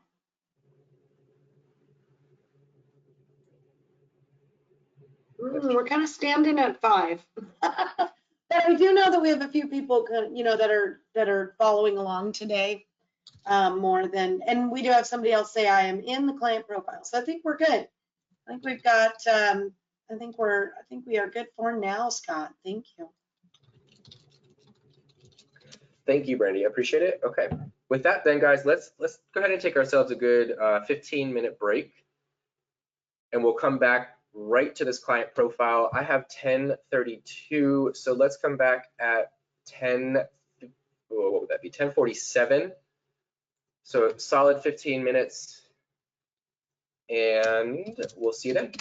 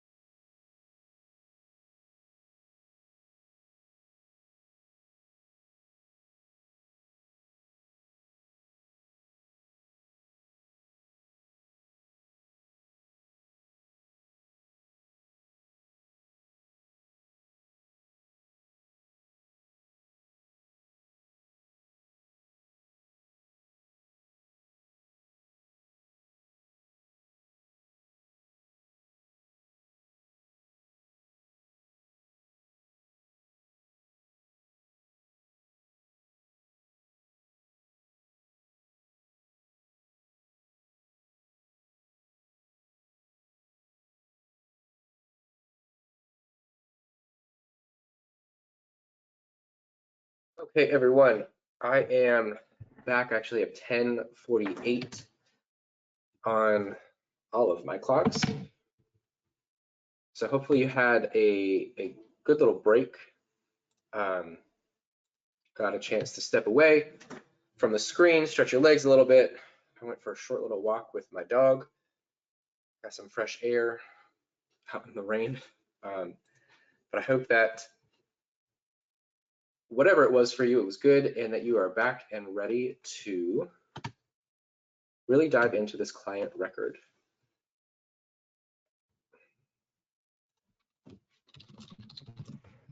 So let me know. Actually, I'm going to put your hands down. I'm going to assume that you guys are okay and that you're back. If you do have any issues, just go ahead and let us know. If you need me to go back and catch anything up, feel free to throw that in the questions box or put your hand up. But right before break, we left on a client's record. So you should be staring at a client record if you're clicking with me, or you're looking at my client, Michelle, if you're just watching and maybe taking notes. So as we're looking at a client record, just a little bit of an overview here. On that left-hand side, you should see that nav bar again. Remember, we see the nav bar in the employee's record, in a client's record. You will notice, though, that what we have access to in the client's nav bar is different than what we see in the employee's record, of course. So lots of information to be able to access and view and add to here. Treatment plans, if we wanted to view a diagnosis, if we wanted to view their family members, contacts, allergies, warnings, all of that information can be viewed through the client's record, either through the nav bar, or sometimes that information will show up as an overview here on the right-hand side. So like in the middle, we have a bunch of widgets. I uploaded a picture just because I always like to. If you guys don't do that, that's fine. Just know that if you did, you'd click add image, you'd pull it from the desktop or from your computer and upload it just like you would upload an email attachment. You have that to do item again that I showed you before. Remember that if I do that from here, if I do that within a client record, it hyperlinks the client record to that to do item, which can be great. You might not see any warnings yet. We're going to actually add some in just a little bit. I have some previously added, but that widget for warnings will show up here. And then you have the ability to view all these assignments. So you might not be making any edits to these assignments, but just know that they can be viewed here on the client's record. This should look familiar from the screenshot from the PowerPoint. Know that the bolded items are the primary items. So primary team, primary programs. My client, Michelle, doesn't have any primary employees, but if she did have any set, they would be bolded there as well. Below that are a couple widgets. If there are any services completed for this client, you would see the recent services there. And the episodes. So this is a quick overview of those episodes. If you needed to view or access any of that information, you could by clicking on the ID number. The green puzzle piece means that it is an active episode. If there is not an episode, or if there's not a puzzle piece next to the ID number, that means that this is a closed episode. You could view all of them if you'd like by clicking all. On that right-hand side is more overview information like what we saw in our employee record. And on the home screen, actually, there's a lot of similarities between all those screens. Client info, which we'll edit here in just a little bit. Overview of their schedule, overview of billing, any notifications that pop up related to this client will show up here.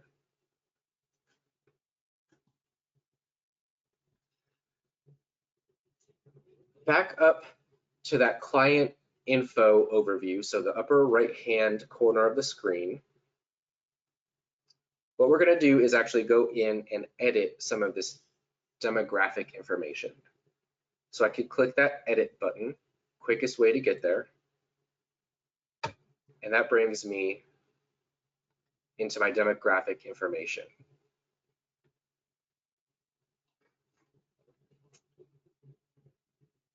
From here, I can add, I can update, I can do whatever I need to do. What I'm going to do is update a couple fields and add to a couple fields. Feel free to add, if you're actually clicking along with me, feel free to add and update whatever you'd like in your client's profile. But I'm going to update her date of birth. Maybe I put 82 accidentally and it should be 1992. Know that you have, just to point out the gender fields, the required one here, the one that is in maroon and asterisk, it is binary for billing purposes. Billing and claims still need kind of that binary male or female option, but you do have configured here drop downs for gender identity and sexual orientation. Let's see, I'm going to update my address as well. Maybe she moved across the street to 222 somewhere street. I'll add in a phone number for her. There's no particular format that the phone number has to be in terms of whether or not you put dashes in. I choose to not put dashes because it's quicker for me.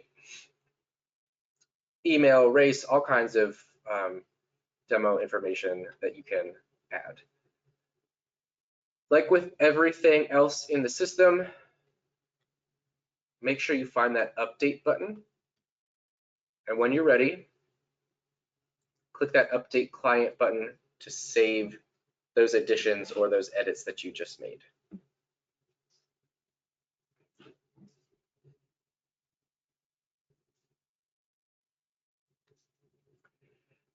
If I wanted a kind of a read-only version of that demographic information, and I'll show you something else in here too, the full client info link, still in the upper right-hand corner, gives you a read-only version of demographic information, kind of billing info, assignments. There's also this client extended information down here. It looks like that it's a lot of kind of substance use information. That's all viewable with that full client info link. And just as I mentioned, the client extended, there is the link for the client extended profile here. It's just extra profile space that's configured for you guys to house that separate information. If you look back up at the demographic information, though, some of those fields have black text and some of them have blue hyperlinked text. Any field that has that blue hyperlink is tracking changes. So I changed address 1. I'm going to click on that, and what that does is pulls up your window here with all of the changes that have been made to that profile field. So you can see here, I've actually made a couple changes. You can see the date, who it was changed by, what the old value was, and what the new value is. Great, just to to have that history. Maybe somebody changed something and you don't know why. You could follow up that employee, or maybe you just needed to access an old bit of information for some reason. That can, as long as there's a blue hyperlink on it, it's tracking changes. I could always update and print from here if I needed to. But what I'm actually going to do is go back to the overview, and I could do that by clicking overview or by clicking the client's name, the hyperlink. Anywhere you see a client's name hyperlinked or an employee's name hyperlinked, it's always going to take you back to their overview.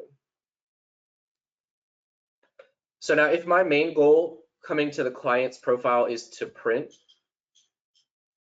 the quickest way to do that is, of course, click the print button. And what that does is pulls up my print options. And if I wanted to, I could select all. But if I don't want all of it, I can pick and choose what I'd like to have printed here. So let me I'll print some extended or episodes. Let's do visit headers as well. So those visit headers are just snapshots of appointments. So the service type, who the provider was, time, etc. You could choose how far back you'd like that to go. And let me choose diagnosis, family, meds, and warnings. I don't think she has anything for meds actually, so I'll choose warning or insurance. You might not have a whole lot to pull in if this is a client that doesn't have a lot of information, but just so you know how it works, we'll go through it. The other function I like to always point out is this hide empty profile fields checkbox. Because number one, it saves your eyes from having to move through a bunch of empty space. And we all care about the environment too. So if you are actually printing this, it will save you some extra, some space and hopefully save some trees. So when you're ready, go ahead and click that print view button, and that will pull up a face sheet here of all of that information that we pulled in. Demographic information, episodic information here. Service, this is the this overview of those services. Family and warnings.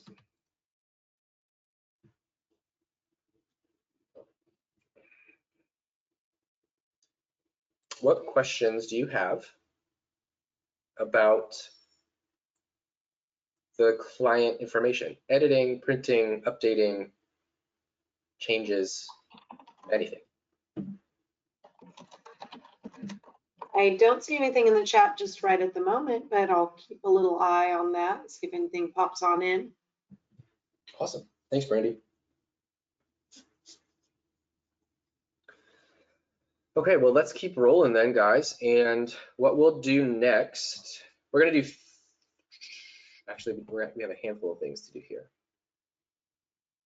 Yeah, we have a handful. I was going to number it, but we'll walk through these one by one here. We're going to add some family members next. So over on the nav bar, you should see a link that says family. Go ahead and click on that. I've been working with this client in other sessions, so she has some family members that are listed already. If this is a new client for you, you might not see anything here yet. I want to point out real quick that on my screen, if you're not looking at it, Jeremy is hyperlinked. And I'm going to talk about that here in just a second, but I wanted to point that out so you have it in your head as a visual for when we get into adding a new family member here. When you're ready, click the Add Family Members button in the upper right-hand corner. And this is where we have the ability to add our family member. It's a fairly straightforward process in terms of entering that information. You have a relation type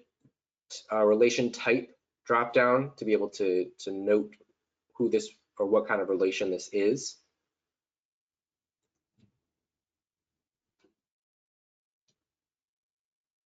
Below kind of all this basic demographic information for the family member, you do have the ROI obtained checkbox. So if you do check this, you can note, which dimension this is attached to, the start and end dates, a couple other options to report on it. If I do check this box, I want to make sure that I put in my start and my end dates, my start and expire dates for that ROI. The question always comes up, how do I know if there is an ROI on file? Because this is, of course, not the actual release of information. This is just saying we have one. So I like to point this out in every session that if you're not sure, if you need to double check it, there is what's called the service list on the client's nav bar. So if I like to right click on it and open it in a new tab. First of all, Credible is good at doing that. Not all EHRs are. and can function in multiple tabs, but we can. So that way I don't have to stray away from my actual ad screen here. But if I'm looking for that ROI, I can open up that service list. There is the service type drop down here. And it's not in here. Patrice and I already had this conversation. It's on her list. But the ROI, release of information, should be listed here and will be listed here for you to search for if you do need to reference that if you're adding a family member. But you could click on that, search for all of the ROIs on file, click into the ID number for that release of information, and view the information that is listed in that release. So just a note about that, that ROI checkbox. I'll put in some start and end dates. I like to use the calendar picker, but as always, you can free text in there if you'd like. Put that out a year. And actually, I didn't even give this person a name yet. So I don't know where that name came from, but really, and let's say this is her birth mother. You can put in a phone number. Feel free, if you're clicking along with me, to put in whatever you'd like here. I'm not going to put in too much, just because that part's pretty straightforward. What I do want to take your attention to is the bottom half of the screen where we have all these different checkboxes. These checkboxes only live here in the family link. So if I need to record a dependent, if I need to report, that this person lives at home, or if they're a primary caregiver or a guarantor, all of these reporting checkboxes for that information live in the family link, the family portion of the client's record. That is a main difference, one of the main differences between family and contacts, if you're curious. The notes box lives pretty much in all of them, but I always like to say that for this notes box, maybe you put information here regarding the release of information. It could be used for anything, but I like to say maybe ROI states Barb only has access to XYZ, right? That whatever information is in that ROI that Barb has access to, we could include there. The other big difference between family and contacts is that I have this add link to existing client. So if Barbara is already a client in VOA's system, I could click this add link and I could search for her, and I could actually click her ID and link her profile to this family member. What that does too, when I do that, if Barb again was already added, if I have already put demographic information in for Barb, when I link her, it's going to automatically fill in all of this demographic information based on her profile, which again is helpful and saves some time. And then like I mentioned earlier, that I did this with Jeremy. It turns that person's name then into a hyperlink. When you're ready though, go ahead and click the add new family member. I don't know why that happened.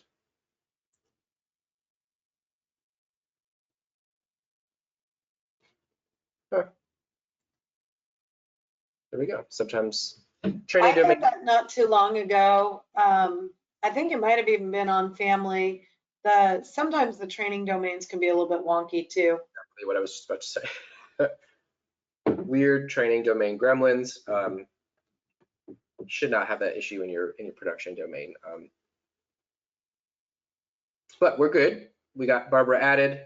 You can see that running list on my screen. If you are clicking with me, you might just have the one that you added. But if you needed to go in and edit, you could click the select button and edit that family member. You can view all of that overview information. The other thing that I really like to point out is that if you did make a note, a little eye icon pops up. And if you hover to discover over top that eye, the note that you entered will then show up. So it saves you a step of having to go in and search for that note.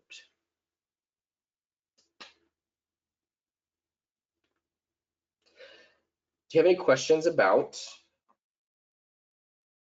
family members?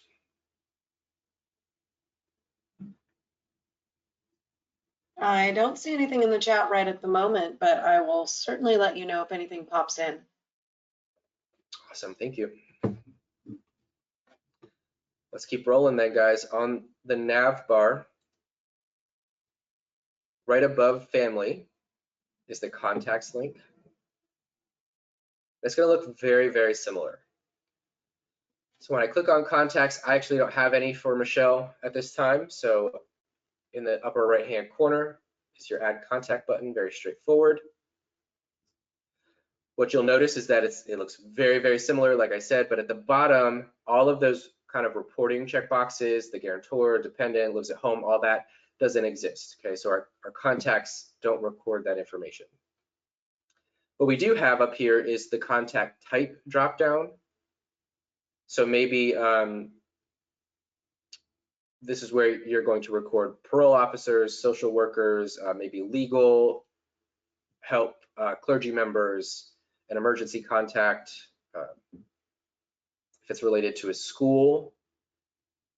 I've seen this used a lot with schools, principals, or maybe social workers that are at schools. However you guys decide to use this, of course, it's up to you as the agency. I'm going to put, let's see, I'll do social worker. Tara,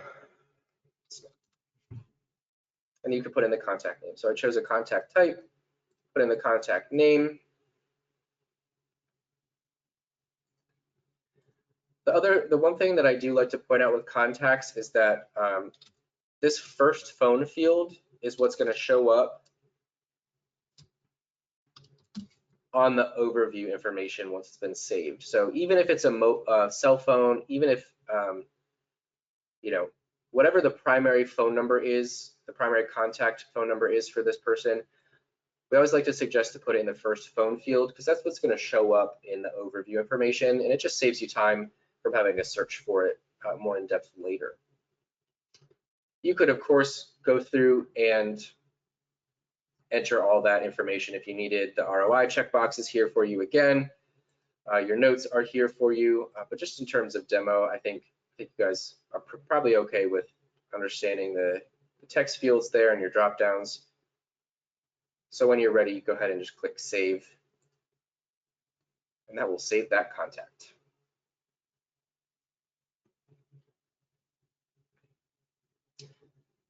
When you do that, it pulls into this overview information like we saw with family. The select button is there if you do need to edit, and that phone field, like I mentioned, that first phone field is what pulls in here. And again, that's hopefully just saving you time if you needed to access a phone number for this contact.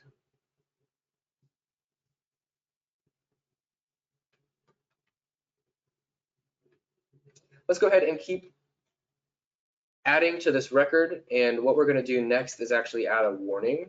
I think my client already has some, but back over on that nav bar, closer to the bottom, halfway or towards the bottom, there's a little icon that has an exclamation with a yellow triangle. Go ahead and click on that warnings.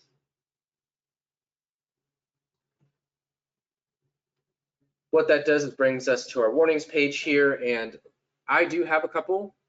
So as they populate to the top of the screen.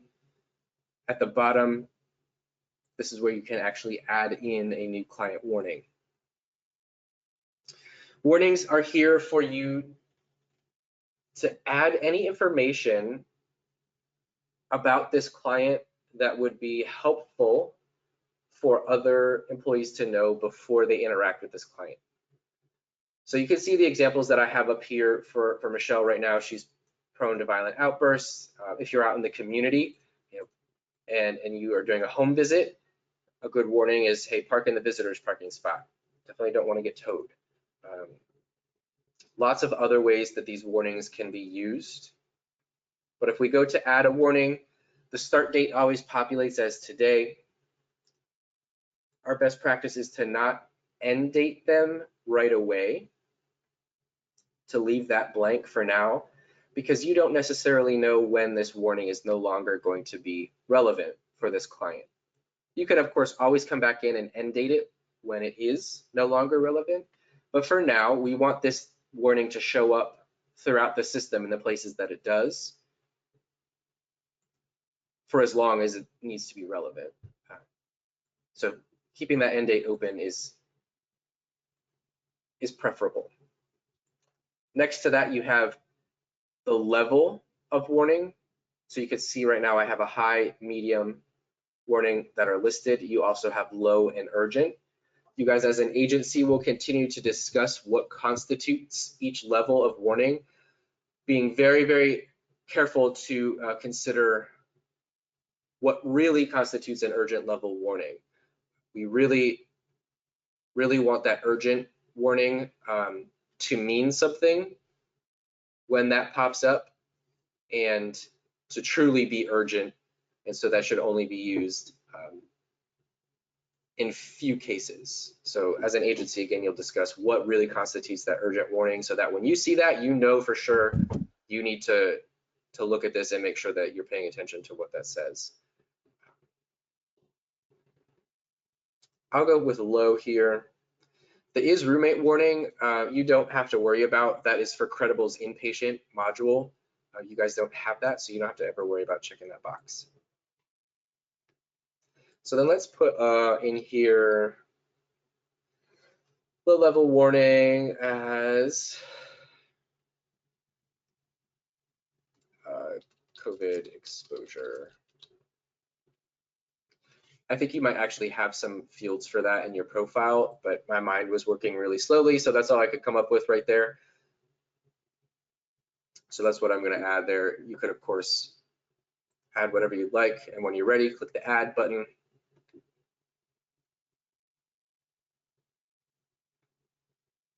What that does then is pulls it into your list at the top.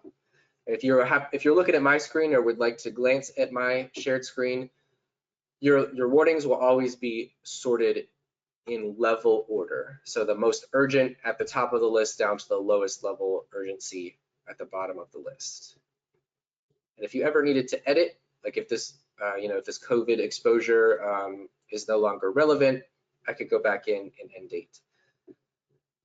You will see on my screen the delete button. Most of your profile codes will not allow you or will not show that delete button, and that's okay. That's actually good in most cases, so we don't accidentally delete things. Just something to be aware of.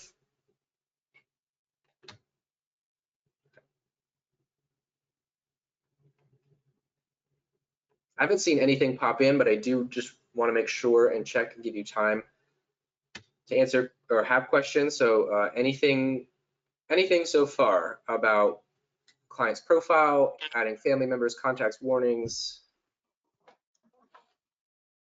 Yeah, I can just kind of monitor and let you know if anything pops up. Okay, I appreciate it. Yeah, I feel bad not asking, but Not a problem. I'll keep an eye. we'll People's typing and processing speeds vary. I know that for me, I certainly have my own.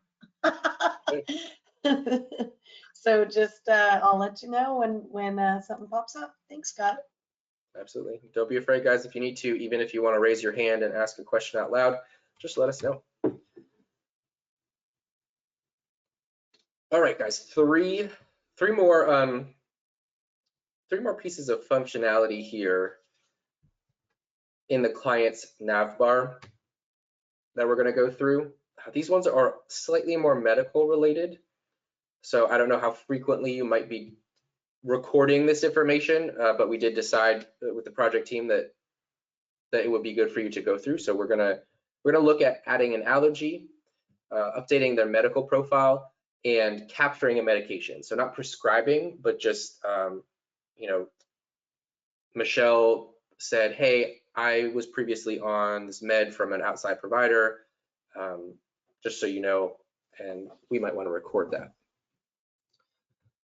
So we're going to start with the allergy link. It's a little inhaler icon back over on the nav bar. And when you go to that allergy link, if there are no allergies, you do have this little checkbox that says client has reported no allergies, and you could do that for reporting if you like. But we are actually going to add an allergy, so click that button that says add, and you'll be brought to the allergy screen. A few things to fill in here regarding that allergy. In this first field here at the top is a search as you type field. So as I start to type, my go-to is always penicillin, because I'm allergic to penicillin, so it's always the one that's in my head. But as I type, you'll notice that you get a list that populates based on what you have typed so far. So I can choose from this drop down, and actually I said I can. You definitely want to choose from the drop down. And that is because the system will do a med allergy interaction check, but it can only do that check if you've selected the allergy from the drop down. And consequently, when we go to add a med, selecting the med from the drop down. So really, really important that as you type, you don't just type and go and tab over, that you type and then choose again from the list that populates. The field below that is not required, not necessary, but if you needed to add more,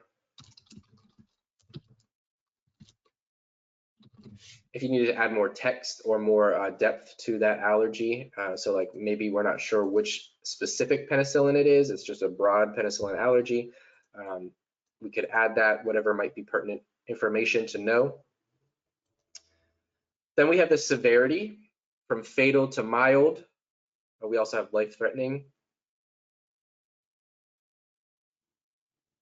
You have the ability to select there. I'm actually going to make that moderate to severe. Choose whatever you'd like if you're clicking along, and then in the reaction, you have these reactions and their SNOMED codes related to them. So it's a very long list, very, very, very long list of reactions here. I can type in here, so if I'm looking maybe for respiratory arrest, I could do that. Let's say itch, right? You could find that, itching of eye, itching of skin. I could start to type ITC, and it'll take me to that point in the drop down. I'm actually going to go with itching of skin as my reaction. Feel free to choose whatever you'd like. And then if you need to, not required, the reaction notes are here though, mostly on arms, whatever might be helpful here. The question comes up a lot, what if there's multiple reactions? There's multiple ways to handle that in the system. So either, or maybe you choose to put the most severe reaction in the dropdown and then put your secondary or tertiary reactions in the notes. Or if they're two very, very similarly severe reactions, you can always just add the allergy twice so that it's very clear that these are two very, very prevalent reactions to this allergy. This med allergy checkbox is here just for reporting purposes. It has no bearing on that med allergy interaction check. Again, that is just based on whether or not you select from the dropdown. When you're ready, go ahead and click the add allergy button. And that will add it in. You can see it's highlighted in the color of the severity. All that information that we added is here. You do have the edit button. If you needed to edit, the discontinue button is there, because again, most of us won't have the delete. So if this allergy is no longer relevant and you're the person who is receiving that information or should be updating that information, you can click discontinue. It'll stay on the record, but it will no longer be active.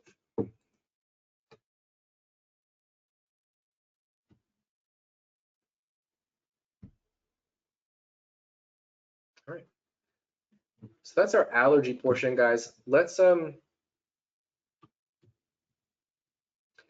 a medication since we were just talking about the med allergy interaction. You guys are using orders. So all meds are going to be entered through the orders link on the nav bar.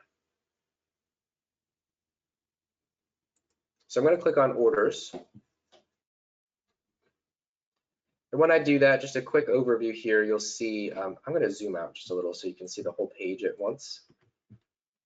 You'll see some basic client information at the top, address, med profile, allergies, warnings, and then orders and meds. Below, we don't have anything in here for Michelle yet, but that will begin to populate as we add a med. So again, we're thinking about this as if Michelle is presenting us with a medication that an outside, maybe she saw a psychiatrist outside of VOA and they prescribed something for her. If she's bringing that to you during your session and you just want to record that information.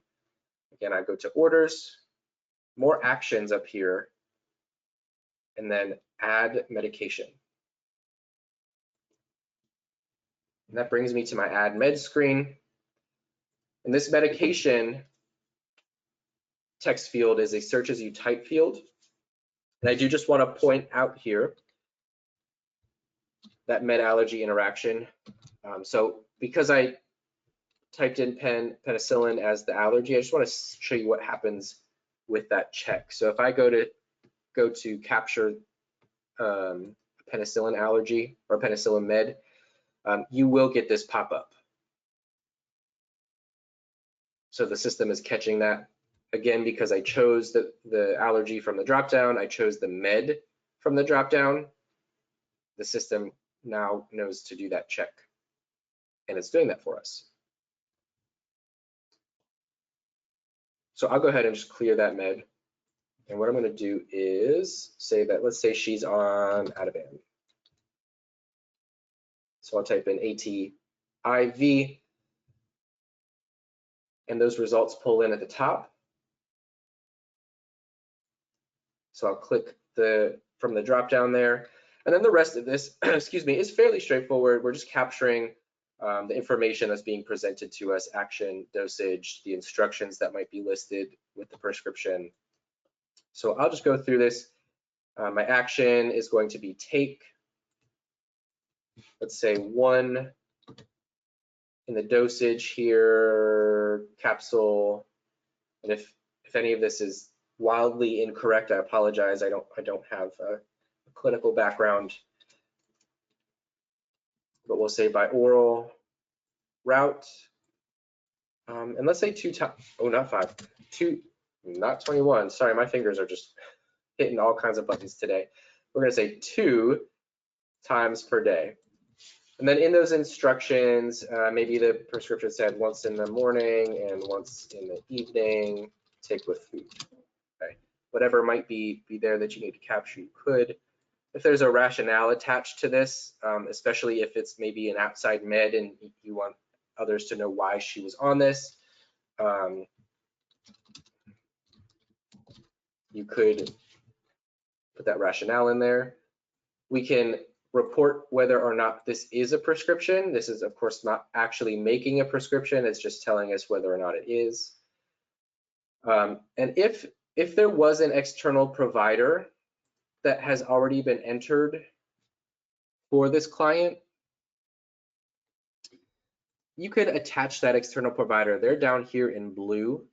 So if somebody else has added an external provider that this med is attached to, you could note that. Your green people here are the internal providers.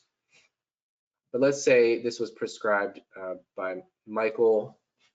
He was her previous psychiatrist or an outside psychiatrist.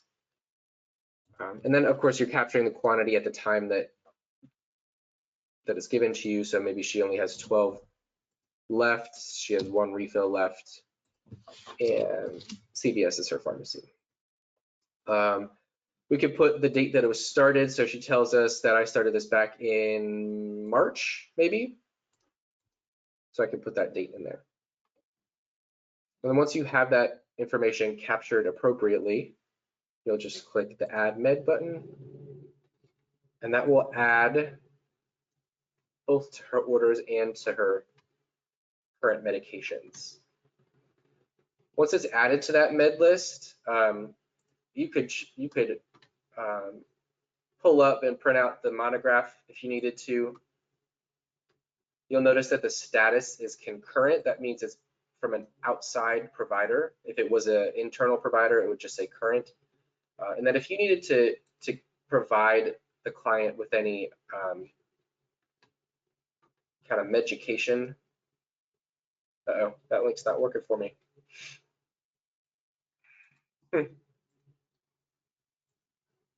Interesting. That's something we're going to need to check on. That's why that graduation cap. We're connected with Medline Plus, and that should pull up a window with an article in it. So I'll check on why that doesn't work. But just know that you should be able to pull up some education for your client if they needed it.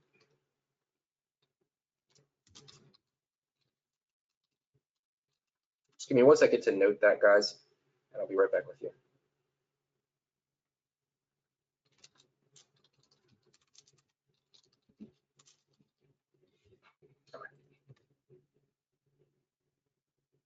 Great. So guys, that is capturing a med.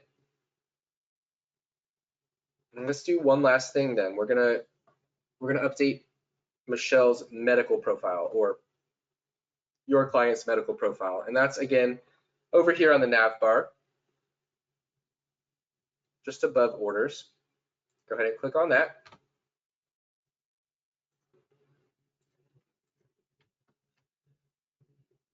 And when you get here, you'll notice that you have lots of information that can be tracked. If this is the first time you're entering a med profile for a client, you don't have to do anything else.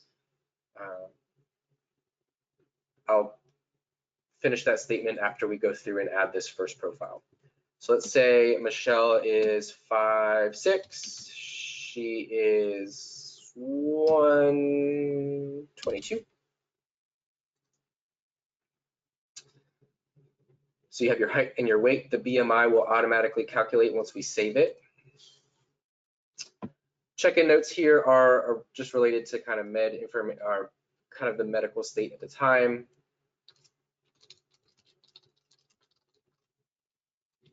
Whatever you might need to add. If you are capturing vision, hearing, mobility for the first time, that information is in a drop-down for you to select.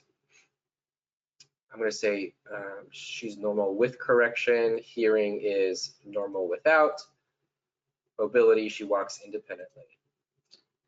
Then you do have the general state of health, last hospitalization, last injury here. I'm going to say that Michelle's in good health. You have the text boxes here to expand on that. Good, but could be improved. Right. Very not clinical notes here, just so that you can see how those things relate. Last hospitalization, you could free text or you could use your calendar. Same with last injury, and they have those text fields to expand with information if needed. With these med conditions here at the bottom, we can report for Michelle herself. That's what the left-hand column is. But we could also do some med or some family history tracking as well with the family column. So let's say, I'm going to pick some random ones here. Michelle maybe is reporting chronic fatigue. When I check that box, it pulls up a little pop-up here with the med condition that you chose. And then you have this age of onset, which is great. It has exact ages, but it also has kind of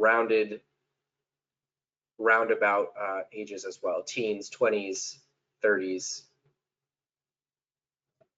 Let's say this started in her 20s.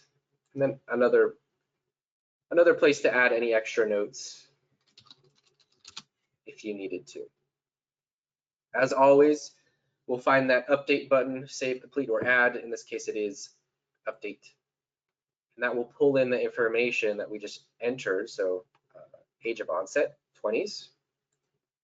Could adjust that if I needed to.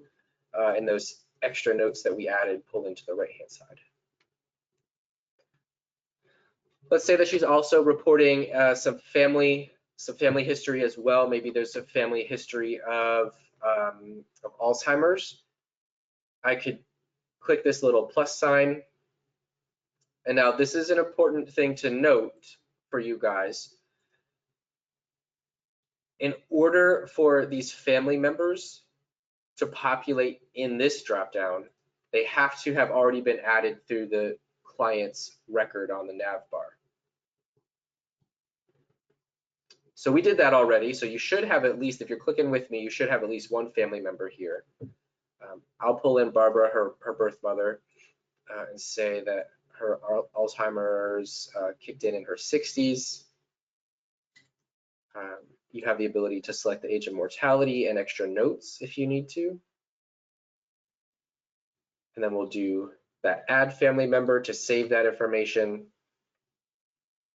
And what that does is kind of pulls it in and indents it to capture that family med history.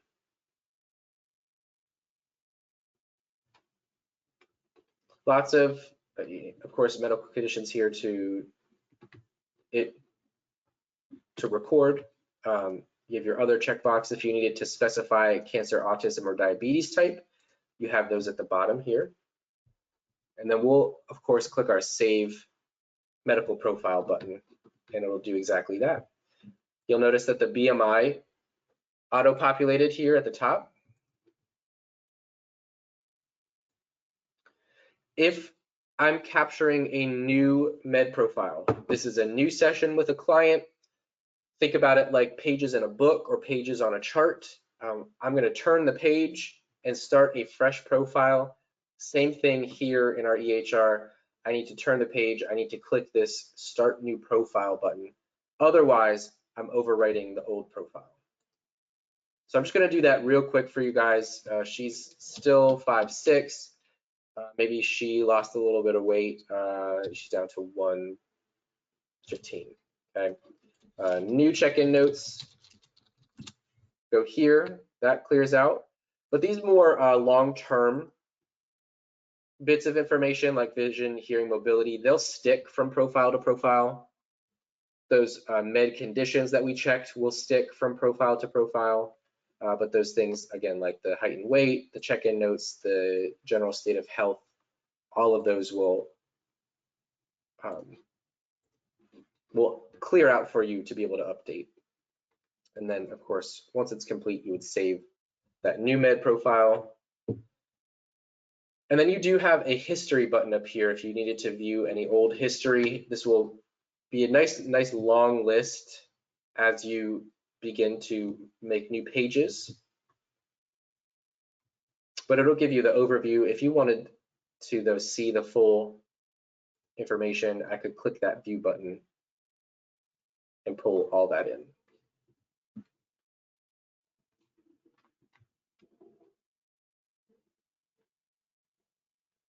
Okay.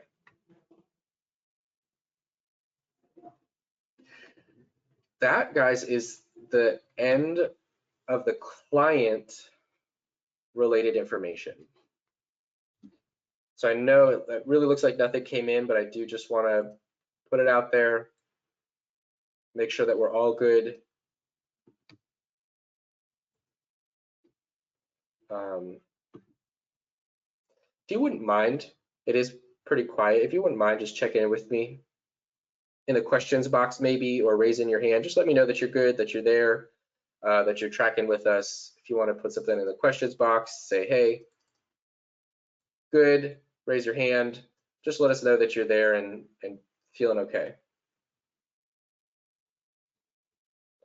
Or if you had a question, go ahead and do that as well. I see a lot of hands coming up, so that's nice. Oh, great. Yeah. Perfect.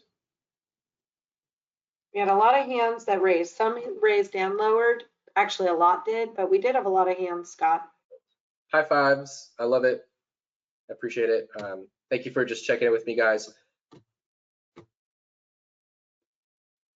You know, I'll lower the rest. Okay. I appreciate it. Thank you. You know, it just gets quiet over here talking to a screen, so I like to just check in, make sure we're good. I would, of course, love to be in person. But we'll keep rolling, guys. Thanks for checking. And what we're going to hop into next is actually scheduling and documenting. So if you are clicking along with me, we're going to head to that schedule tab. I would suggest, though, that you take a look at my shared screen. Even if you are clicking along with me, just coming back to my shared screen for a minute, because there's just some overview information, some things I put on my schedule that I'd like to point out to you that you probably haven't seen or won't see on your screen just yet. So first and foremost, know that the schedule tab is for the person who's logged in. So when I click the schedule tab, I'm going to my schedule.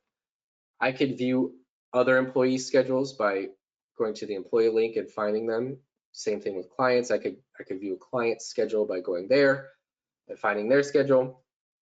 But most times we'll be working through our schedule tab. And you, in case you ever are in somebody else's, just know that their name, your name, whoever's schedule it is, will be listed in the top left corner. Across from the name of the schedule are your dates, and I have arrows that can take me forward in time. I have arrows that could take me backward in time. There is a zoom icon, little plus sign in the magnifying glass that will zoom me down in. If I wanted to see a more granular view, it could go all the way down to like 5-minute intervals, actually.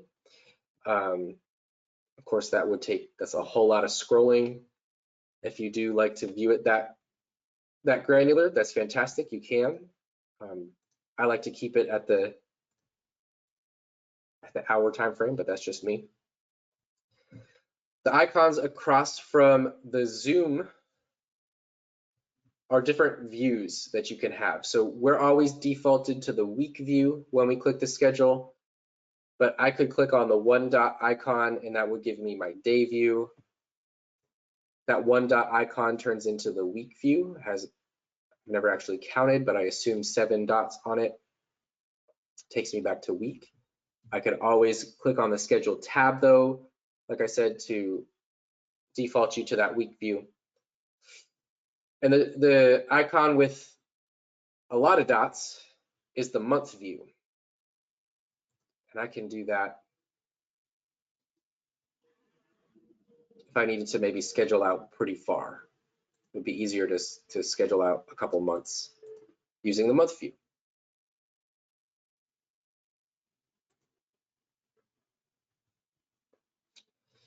Next to that is the team view. I'm not going to click on that. I don't know how frequently you would be using it. I just want you to know it exists. If you did want to see an overview of all of the schedules of the people whose team you share, you could do that. If you're on multiple teams, you can toggle between those different teams.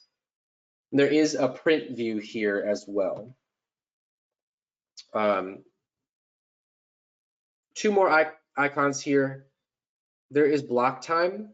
If you did ever need to block off time for any reason, you could do that. If you have maybe an appointment, not an appointment, a PTO, a weekly meeting or something, a time frame in which you don't and should not be scheduled for, you can block that time off, and that will then prohibit anybody from scheduling for you. And then this hide cancellations is nice because I can click that button, and what that does is actually hides those canceled appointments. I'm sure you noticed at this point the dates are across the top and the time frame is across the left-hand side of the screen. That creates this gray grid here, and that gray grid is where I can click to actually schedule an appointment or begin an appointment. It doesn't even have to be scheduled in advance. I can just do this to begin an appointment right away. We'll do that in just a little bit. Back on my Sunday though, this is really why I wanted you to be looking at my screen. Back on my Sunday, there's some color coding here about the schedule that I'd just like you to be aware of.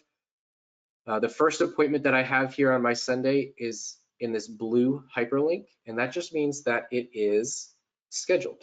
It's sitting in a scheduled status. Nobody's touched it. No other statuses have been saved. It's just sitting there waiting to be started. This green highlight means that this appointment has been marked as arrived. Sometimes the front desk might set a status and mark them as arrived. And if they do that, you'll see that on your schedule in a green highlight. That means you know that that client then is ready for their appointment. You can go meet them at the front desk. The X here, the red X here, is telling us that this was canceled or no-showed in some way. If I hover to discover, it'll tell me what type of cancellation it was. Again, canceled, canceled by provider, no-showed, canceled greater than 24 hours, lots of options there. I just use that term hover to discover, and I want you to know that you could do that pretty much anywhere in the system, especially up with your icons here. It'll pop up with what that icon is when you hover to discover. Back to my Sunday though, excuse me. This orange highlight is telling us that this is an incomplete service. You do not want to see this orange highlight on your schedule, typically.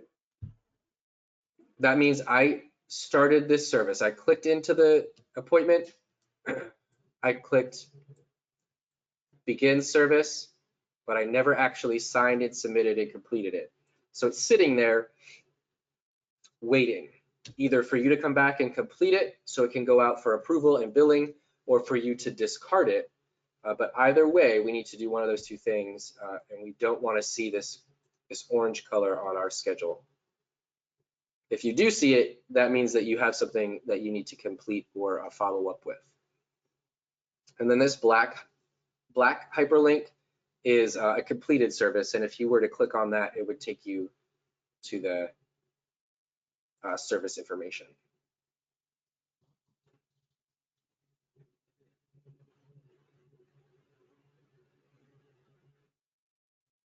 All right, it's time to schedule. What we're gonna do is find our Thursday column, and in that gray grid, across from the time that you'd like to schedule for, we're gonna put an appointment on our schedule. And this should be in the past. And I only say that because you might be able to start an appointment, but you won't be able to actually sign and submit it if it's in the future. So all the appointments we put on here today that we're gonna experiment with, we're gonna put them at a time that has already happened. So I'm gonna go all the way back to like 6:30. Click on my gray grid. And that's what pops up and pulls up your scheduling window.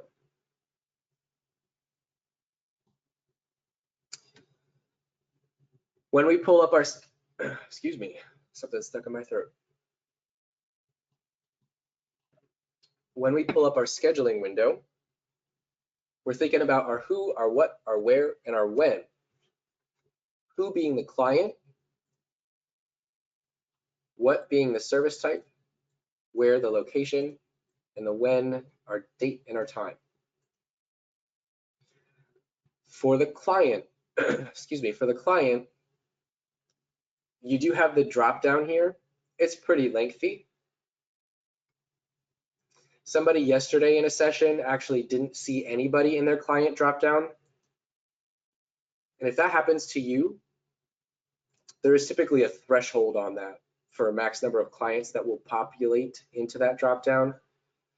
If that happens, there is this ellipses button here, and you can search for a client and pull them in for that appointment in this way. Your search parameters are there. Kind of recently scheduled clients are here. I would suggest if you're clicking along with me, just make sure that you're finding a client that you've already been working with, that's in a program that you know that you're in. If you needed to look for another one, just in case, click that ellipses, and you could filter for your program here and find a client that you'll know you'll be able to schedule for, because remember, we need to share that program relationship in order to schedule for a client. I'm going to select Michelle though. I've been working with Michelle, so I'm going to schedule for her by clicking her ID number. I could have also found her in my dropdown. My service type here, guys, I'm gonna choose for me right now this Maryland targeted case management. And I'm going to, actually I'm getting ahead of myself, I apologize. For this first one, it doesn't really matter what you schedule as long as you're still sharing the program, because what we're gonna do with this one is mark them as a no-show. So I want to show that to you first. So for this first one, pick whatever, doesn't matter.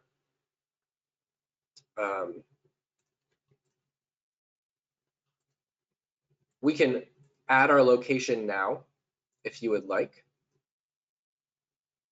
It's not required, but it will save you time later on the sign and submit screen. Then you can double check your date and your time. I always like to say double check, because if you clicked into that gray grid and you were actually looking for 6:30, you might accidentally get 6:15 or 7 or 6:45. So just double check that and adjust accordingly. Durations are defaulted for service types, per service type, but if you needed to adjust the duration, you could. The last thing to note here is that I can check warnings before I schedule by clicking the little warning icon, and it'll pull up all active warnings there for you to view. And if for any reason you needed to access authorization information, the little blue dot allows you to access that auth information.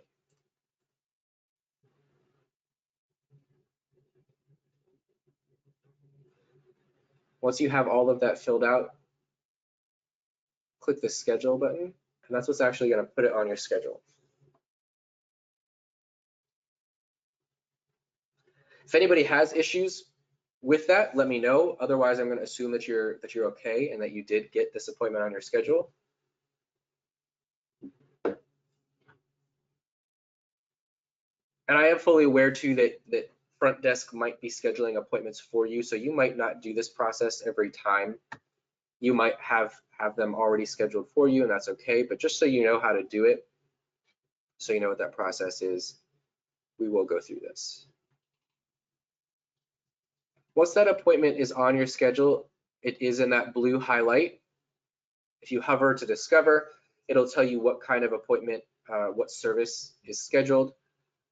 I always like to point out the person icon here too, because if I needed to view that client's record, I could click onto that person's icon. If you ever played the game of life and you put those little people in the car, that's kind of what that person icon reminds me of. But I could click on that. It would take me to my client's record. I could view any information I needed to before I started the service. Could always right click and open it in a new tab if I didn't want to steer away from my schedule. But what we're really doing with this is we're going to click on the appointment. We're going to mark this one as a no-show. And that is the status option here, left-hand side of the screen near the middle. And I'll change that to a no-show. When I do that, and I'll open this up one more time. When I choose any of these options like no show, canceled, canceled by provider, it's automatically going to pop up this button for me to begin my cancellation no show. I'm going to do that. I'm going to take you through this. When I click that button, it brings me into this cancel no show form. Just a quick overview of this form since it's the first time we're actually in a form here. All of them are going to be laid out in the same fashion with just different categories here. So with all documentation, you'll see your client's name in the upper left-hand corner. You'll see the service types in the drop-down. We'll talk more about that. The left-hand side of the screen is the link tree that just mirrors the buttons on the right-hand side. We'll definitely do a couple more of these and we'll see some different documentation here in just a few minutes. What we could do is actually complete this cancel no-show form. I like to use the buttons. If you use the links, that's totally fine too. When you get in here, you'll notice that we have some radio buttons. In some of our upcoming documentation, we'll talk about more functionality. You'll see what you do notice though is that there are asterisks next to these questions, meaning they are required. So I'll answer, let's see, she didn't have transportation maybe. I'm purposefully not going to answer this question because when I go to click complete here, just so you know, when it is a required question, you will get this little pop-up, nice little fail-safe if that question is required. I'll go back and answer that. I called to check on the client. I could put in the date last seen, not required, but just if we wanted that on record, we could do that. And then of course I'll click complete. And when I do that, that complete button is what saves my work. And what I'll see then is a green check mark telling me that work has been saved. There is also this counselor portion to the no-show form. So if you needed to record in here, you could. There's also this checkbox here to add more information. If you needed to complete that portion as well. If you do, of course, click complete. And then from here, if you can notice, this complete button is slightly bigger. It's a little taller, a little fatter. What this bigger complete button does is takes us to our sign and submit page. I've been referencing that sign and submit page a whole lot, and this is what it looks like. The location pulls in from what we scheduled. If that changed for any reason, maybe it changed from home to telehealth, you could update that. Diagnoses pull in. Michelle, my client, doesn't have any diagnoses on file just yet. Recipients should default. Billing group, I set mine to default. You guys will be getting more information as to which billing group you should choose, or it might get defaulted for you. Just know that for now, when you're in the training domain, you can select any, but it is required. You do need to select a billing group. We have our service date, our time, and then our password here is what is actually going to sign it for us. So this is the password that you use to log into the domain. And remember, if we saved our employee signature through our record, it will automatically pull in here. So when I click sign and submit, because this is a non-billable, because it is set to 0 minutes, I get this little notification. That's okay.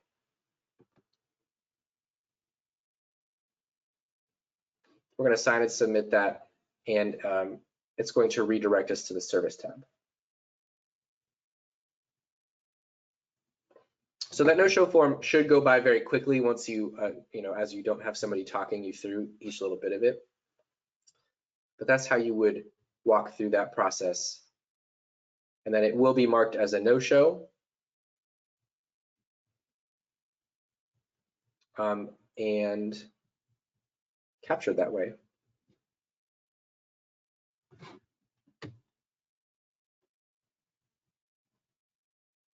All right, let's schedule another appointment here. We're going to do a couple. I want to give you time to look through some information.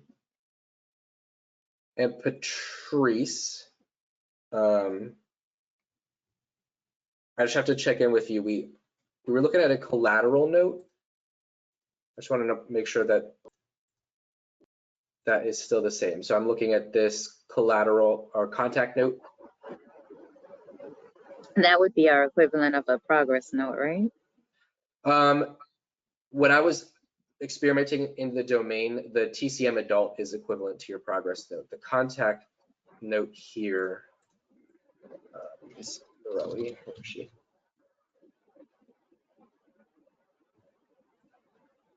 Is more of this. Okay. Yeah, so we could go through that.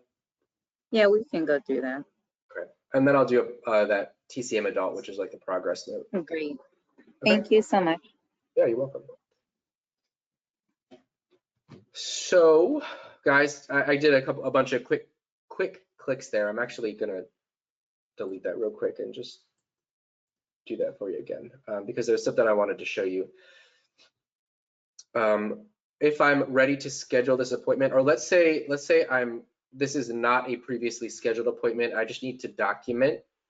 I'm going to do that the same way. I'm going to click on my gray grid, open up my scheduler window, pull in my client.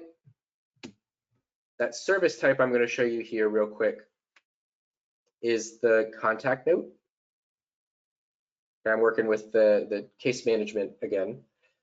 If this program doesn't apply to you, please feel free to schedule any other. You might have a contact note in your program. If you don't have a contact note in your program, please feel free to schedule anything else and experiment with that. I'm going to pull in the contact note. I'll set my location just to save me time. And what I did there, instead of scheduling it, if this is something that's happening right now, I just want to document it. I don't have to schedule. I can just click the begin service button, and it's going to take me right into the documentation. All that same information is here, like we pointed out before.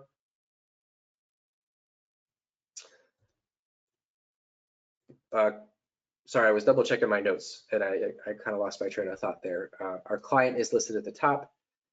This billing info, sign and submit, takes me right to the billing page. Incomplete view is here. If I just wanted to view everything that I've entered so far. This is especially helpful if there's multiple categories to a form. So if I had like 5 or 6 extra buttons or links here, I could see all of it with the incomplete view. I do want to take a second to point out the client intake.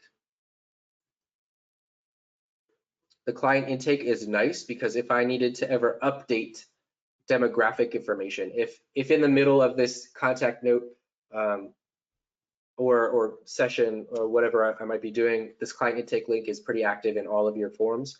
If I needed to update demographic information, I could come into that. If I needed to add a diagnosis, I don't know if you'll be diagnosing, but if I needed to maybe update a contact or a family member or update their med profile from here, add an attachment even, I could do that through the client intake link without even having to leave the service.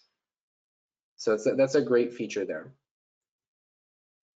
But let's take a look just at this clinical consult progress, this consult note. Pretty quick contact information here. What was the form? You have check boxes for that. And then our details. And these check boxes are actually going to pull up extra text boxes.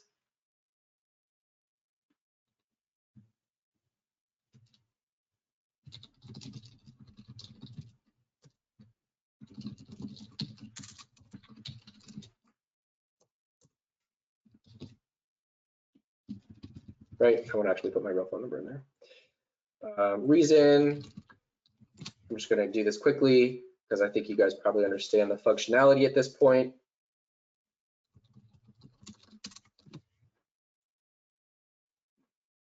And play, right?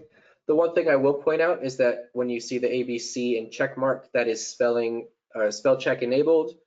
The little plus sign gives you more space to type, but you could also resize the text box by clicking and dragging the corner. Quick contact note there for you. And then I can click the complete button. And just like before, I'll click the bigger one to take me to the sign and submit, double check that I have a location and billing group. I'll enter my password. This time I do want to point out the start and end time. When it's scheduled like this, it's scheduled for that default duration, but if that didn't take me the full hour, I of course want to reflect my actual time. I'll need to do that. So let's say it took me only 15 minutes to do that. I don't have to enter the colon, which is great. I don't even have to enter the AM. I could do that, and it'll just populate as AM. But if I am looking for a PM time, I do need to put that in as a PM. I could do 112 P, no colon, or I could do military time, and that will help. I always like to point that out because it can just save you a little bit of time and a little bit of a headache if you didn't know those little bits. So I'm just going to go back to 8:15. Again, the password is there for, or is the one that you use to log into the domain. And then I'll sign and submit that contact name.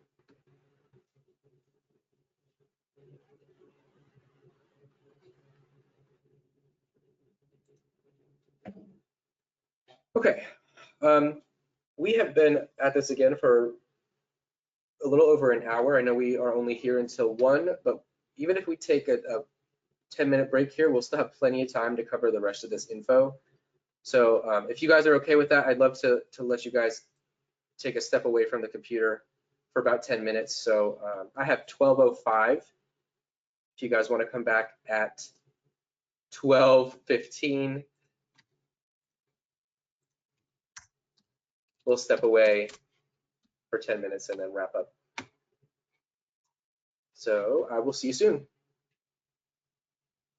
Not AM.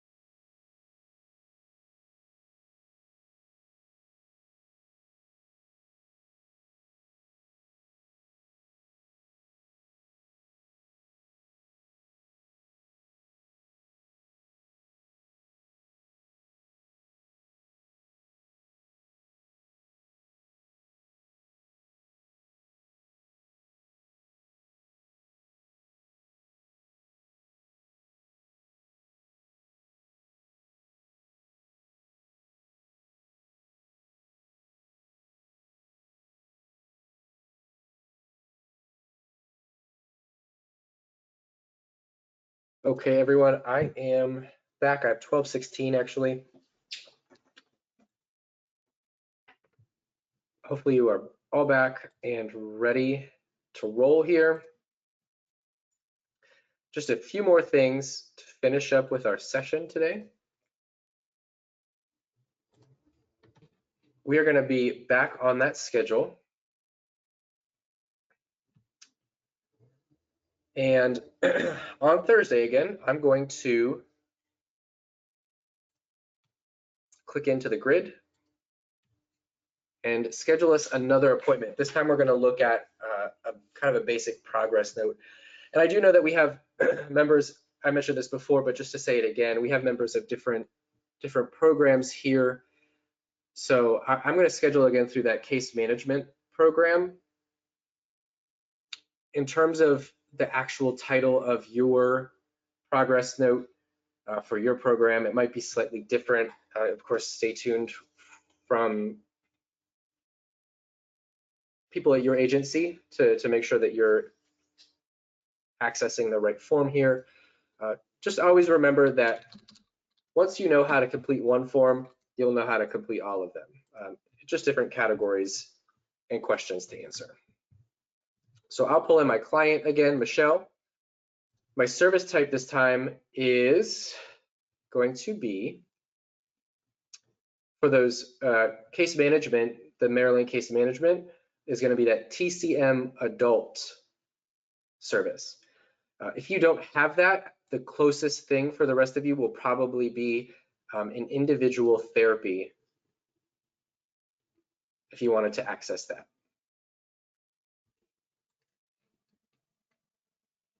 Pull in a location. And then again, instead of scheduling, I'm just going to click begin service and start this service right away. Uh-oh. So I got a little notification there saying that time wasn't available. I just need to readjust that to 9 a.m. It accidentally set me as the 8:45. But I'll go ahead and click begin service. And that's what's going to bring me into this best practice progress note. Know as well that your project team is putting in and is, has a long list and is also are already in the process of submitting change requests for some of these. So if you're not seeing exactly what you should see or would expect to see, that's okay. Patrice, like I said, has a bunch of notes, but if you wanted to make sure that your note is being handled and being taken care of, just make sure you reach out to her through email, and she'll make sure that she takes that note for you. So with this progress note here, we have session information at the top. And this is actually a great example of more functionality that you'll see within different forms. So we've already seen some radio buttons here. So for modality, I could select one, individual, family, or couple. These text boxes here, I can check multiple, who was present. I'll just select client this time. Were there any issues reported? None reported. Here for our progress, strengths, and barriers, again, just some text boxes that appear when I click the checkbox. So I'm just gonna put words in here just so that I can actually have typed something. We do have some radio buttons. One that we haven't seen yet is a radio button that opens up a text box as well. So if you did need to describe these notable changes to mood or affect, you could.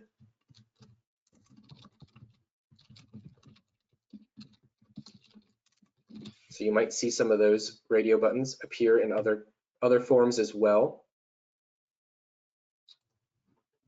A couple more required fields for behavior and substance abuse with the little red asterisk.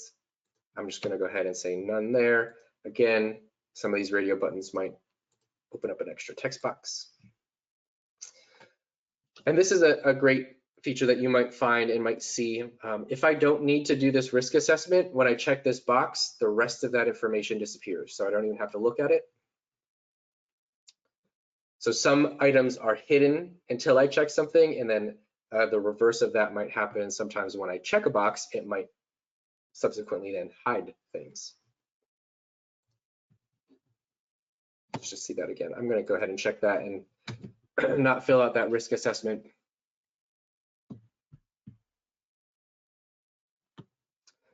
And I'll say no risks were reported here for this. Just like before, when I'm ready to complete this, I'll click complete, and that will save my work. I get my little green check mark. And this is probably where you'll see some changes in terms of what kind of note that you have here. So I know that SOAP came up in some of the other sessions. Just to know that with these, if they do come under construction, they typically will just, again, have these check boxes here for you to be able to expand on this SOAP note. So I'm not gonna dive too much into that, because we have seen all this functionality before, and you don't have to watch me type in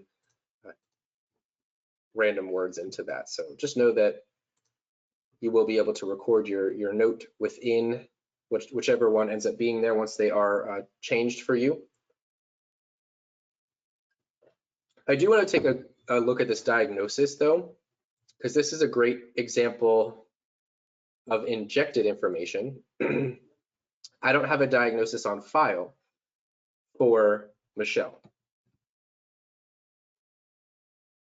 So I don't know that you will ever be adding a diagnosis, but just so that you can see this, I just want you to be able to see this injected information.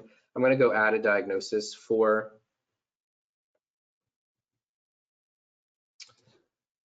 Michelle real quick through the client intake link.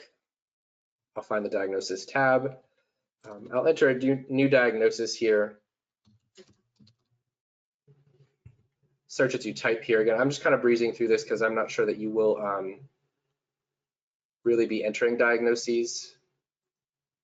I could always come back and do this again if anybody wanted to see it more full out. But I did just want to do that. So now when I go back to my diagnosis, you could see this good example of injected information that pulls in. There's a lot of other things that can be injected, and you might see those in forms like medications, different demographic profile fields like names, dates of birth. You might see contacts that are injected into forms. So this is just one example of it. Know that if it is injected, it's coming from that client profile. And if you would ever need to change it, that client intake there is there for you, and it will automatically update it into this session.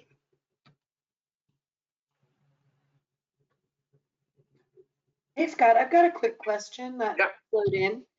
Yep. Is today a day, is this session a session that will cover treatment plan development, or was that only at the previous session? Nope, we are actually like right on time with that question, because we're about to do that right now. Well, somebody read your mind. I guess so. Awesome, thanks, Brandy, and great question. Thanks for bringing that up. Right here, underneath diagnosis is the credible plan. A couple notes about this. Remember that we are just looking at functionality here, and know that this credible plan is accessible in many of your forms. So anytime you see this in a form, you have the ability to view and even add a new treatment plan right within the service.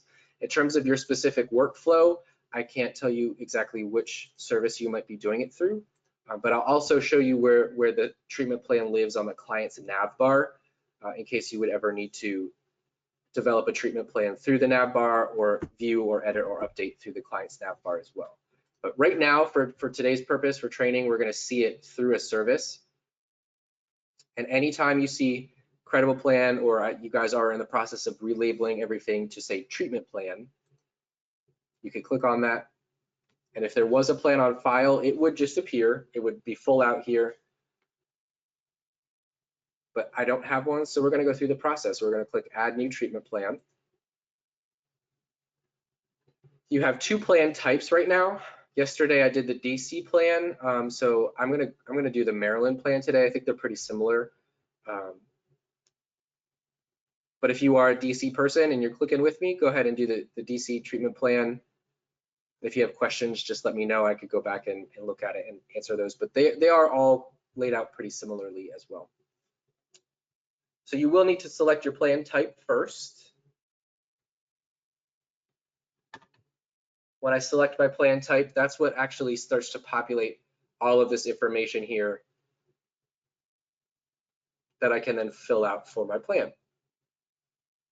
So diagnosis, the actual plan. I think this is the only difference here, if I remember from yesterday, the DC plan. The DC plan doesn't have this element, if I remember. Both plans, I do know, have problems, goals, objectives, and interventions though. So these things are called elements. That's maybe what differs for you guys between the two plans. Within those elements, we have lots of different information that we can fill out. We'll get to that though. Let's go ahead back to the top though and check out our start, target, and end dates. These are of course based on your agency workflows, even maybe just client specific needs here. The start date will populate as today. I could put a soft target date in if I wanted to and say that you know, the target is September 30th. The end date here, I could put out, or I could always come in and end date later. But I'll just put an end date. Just know that the end date does have a functionality tied to it. You have some notification triggers that my colleague looked up, that you do have some notification triggers that are configured already to fire off of your date, your end date field. And know too that if and when you put an end date in here and that end date hits and passes, the system will automatically set that plan to inactive once that date has passed. So once September 30th passes, the system marks that as inactive. A big important step here is checking the active checkbox. This plan will not be active until this box is checked. Whether you check it now or at the end after you have completed all is a workflow determination, but just know that this must be checked in order for the plan to become active. Then as we start to scroll down, we have these different elements. Like I mentioned, you have your diagnosis. And as long as there is a diagnosis that has been entered into the client's record, you'll be able to select that from the drop-down here. Of course, if there's multiple diagnoses, I could pull in those multiple diagnoses here. If anybody's clicking with me, DC people, I think you have an extra text box down here to be able to note any extra information. All of us, though, do have this text box up here for any information you might need to add related to these diagnoses.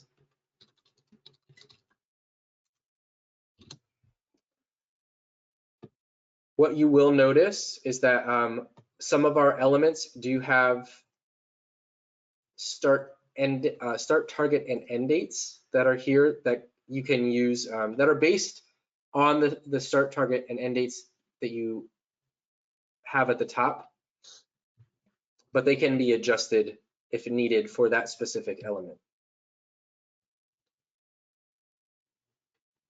Then we get to our plan. In this Maryland plan, we have consumer strengths, limitations, who's responsible here for the plan delivery. This is pulling in a list of employees. I'll pull myself in. So enter plan info here. I'm just putting my generic information in here. What are strengths?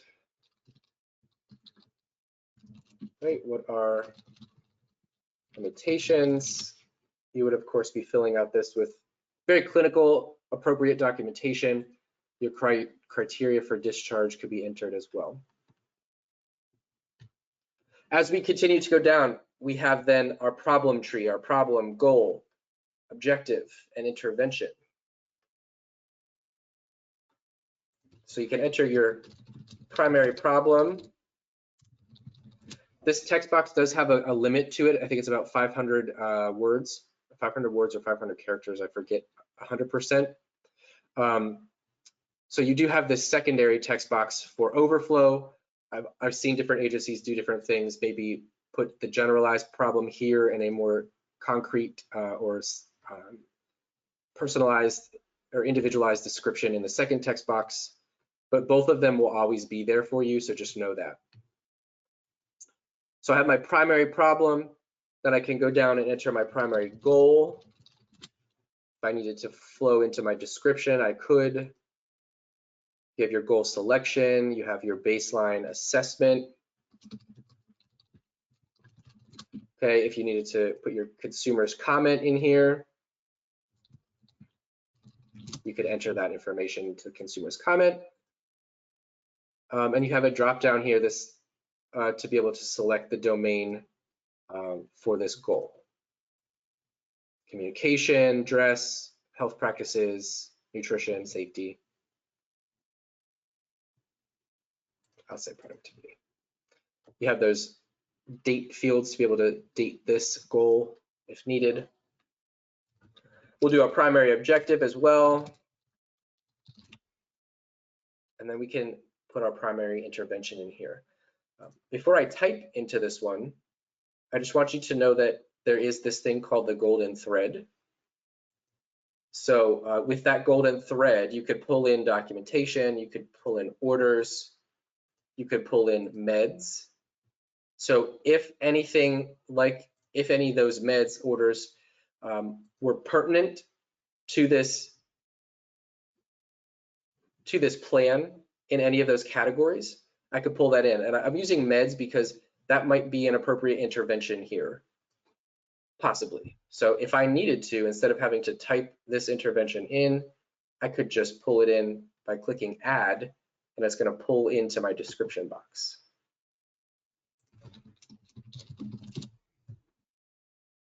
So that golden thread could save you some time if you would need to use that. Before we go down to the signatures, I do want to point out that if I needed to add a secondary problem to this plan, so I was entering primary here specifically because if I needed a secondary problem, I could add, I'll use this link here to add a secondary problem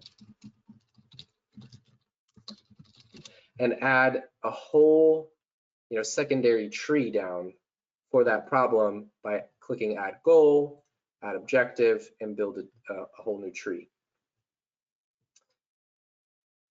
If I don't need those, I can just click the little X and I could get rid of that. Same thing though, if you needed, so still with your primary problem, if you had two goals for your primary problem, you could just add by clicking add goal here. And now I have a secondary goal to primary problem. I did not type secondary correctly at all. Okay, and there, okay, so we got our character limit here. It is characters, 500 character limit, but that's between the two boxes, you have 1,000 characters for those goals and descriptions. Once you have your plan filled out appropriately and fully, at the very bottom, you have all of your signature boxes. When you click capture signature for employee, as long as you have it saved in your record, you could just click the button that says use saved signature, and it will pull in your signature and all your credentials. These are all entirely fake, just so you know. And then of course you could have your client sign by clicking capture signature, and they can put their signature here. You also have your supervisor and guardian boxes. Before I click save here, are there any questions that I can answer? I don't see anything in the question box at the moment. If anyone's typing away, I'll certainly let you know if anything hops on in. Right? Thanks, Scott. Absolutely, thank you. As you begin to scroll up, guys, you'll see that the save button kind of pops up. I am going to go all the way back up to the top, though. I'm going to encourage, checking your plan, checking your work, and double, triple, quadruple checking that if you're ready to make this active, that you check the active checkbox. And then once you're ready and certain, you can click that save button, and that's what's going to save this plan.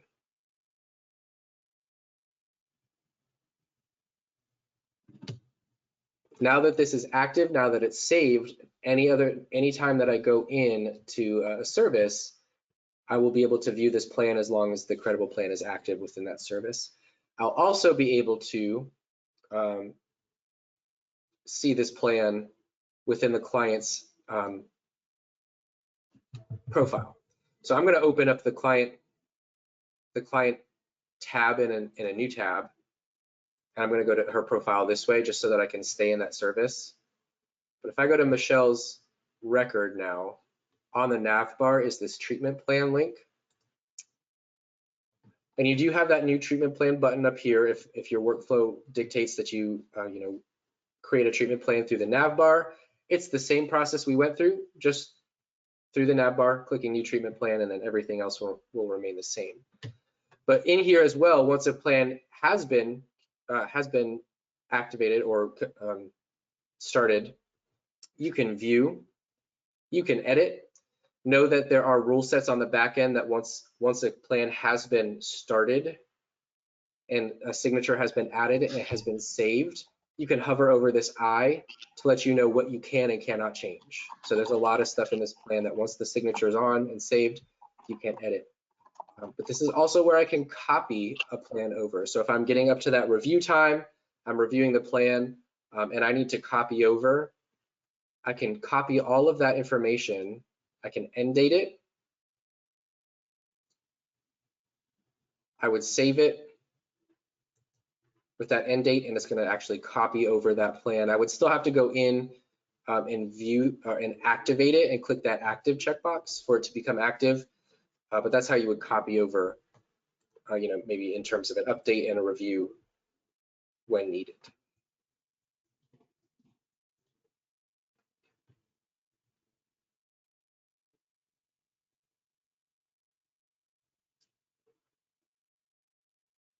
Just checking my notes, making sure I got that. I think we're good. I think I got everything with that treatment plan though. So one last call for questions. Sure, Scott. We do have one question, and I think it might be a question for Patrice. But it also, I did think I heard you say that this might be something that's still under discussion and maybe a coming soon item. But I did want to just pose the question. There was a question asking how to schedule the treatment plan build.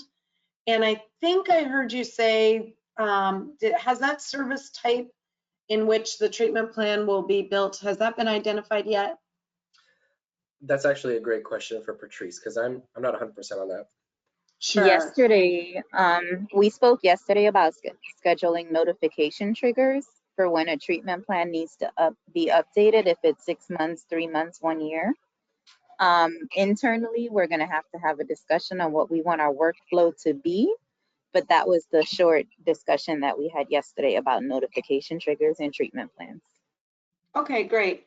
So that sounds like it's in progress. And Patrice, do you have a certain visit type when somebody does identify, sorry about that, when somebody does identify that they have a treatment plan that they need to develop or update, do you have a specific service type that you want them to put on their schedule for that treatment plan? No, that's a very new question. So whoever asked that question should totally email me so that we can add that to our internal conversation. Awesome. Thank you. Okay. You're welcome. Thanks, Scott. Yeah. Oh, you're very welcome. Just to follow up on that, Patrice, in a lot of domains I have seen literally just a service type that says treatment plan or two, one that says treatment plan new, one that maybe says treatment plan update. So it could be as simple as that. So just So a treatment plan service type? a treatment plan service type. So that way, yeah, then when that treatment plan needs to be, if it's new, we would schedule that treatment plan and it would be attached to that service so that then it's recorded. Because if you start, I'm saying that and we're talking about this because if you start a treatment plan through the nav bar, it'll show up, of course, in the treatment plan, but there won't be a record of that service necessarily having happened. Does that make sense? Yes. So that's why a lot of agencies will have that plan, that service type, so that it sticks in there as a service.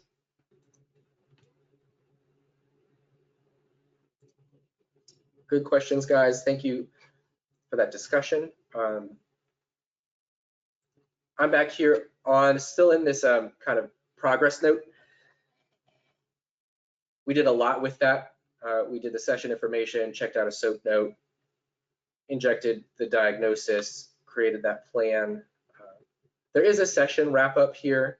If you wanted to note when the next appointment date would be and time, you could.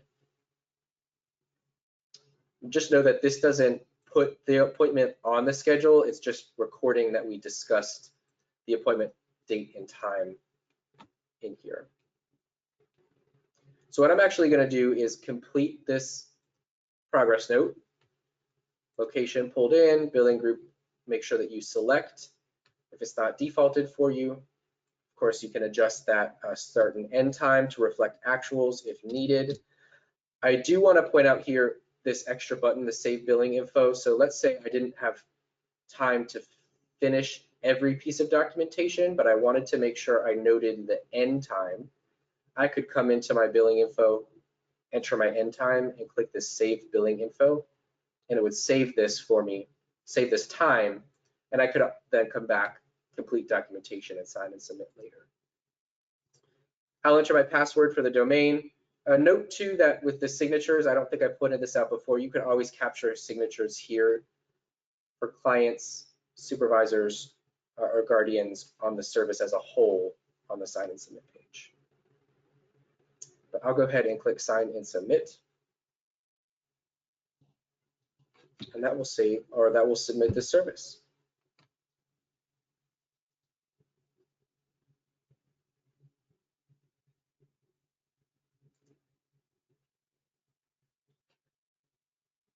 Before we do group services, real quick, I just want to check in with you guys one more time. Is there anything else that we could cover? Any other questions or concerns?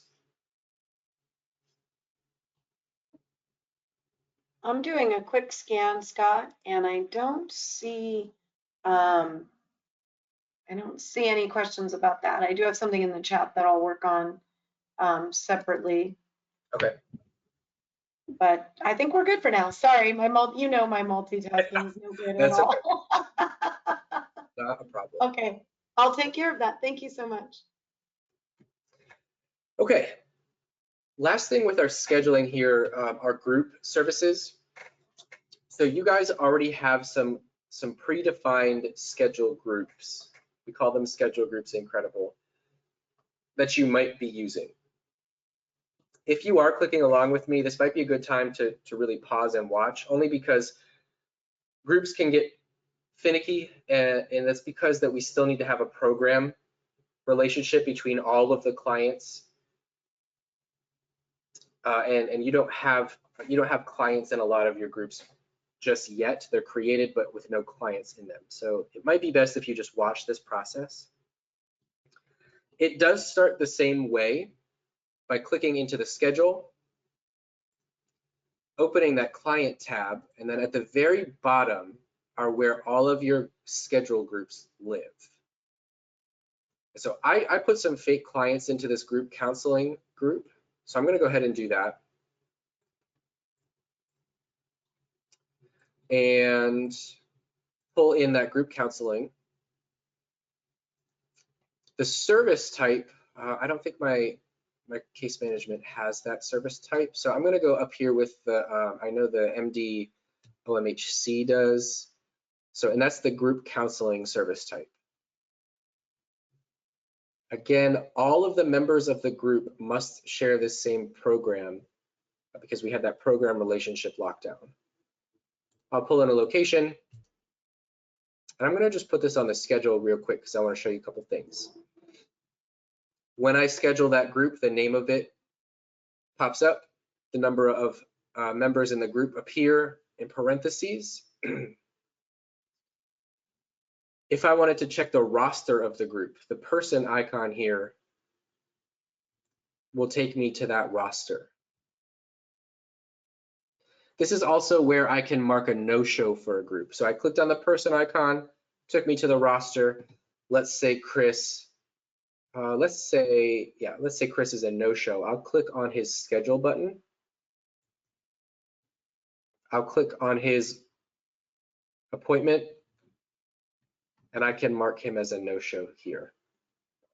I could complete that no-show form right now if I'd like, or I could save it for later, depends on your workflow. I'll just click save for now since we saw that. It'll mark him as that no-show. And then when I go back to my schedule, the parentheses doesn't change, but if I go back into that roster, he's now marked and noted in status as a no-show. Another thing to know and note about this is that all of the people I entered in this group are in that group every time I schedule them. But let's say I have somebody who wants to join the group for today, they're in the office, or we might think it's good for them, we want them to try it out.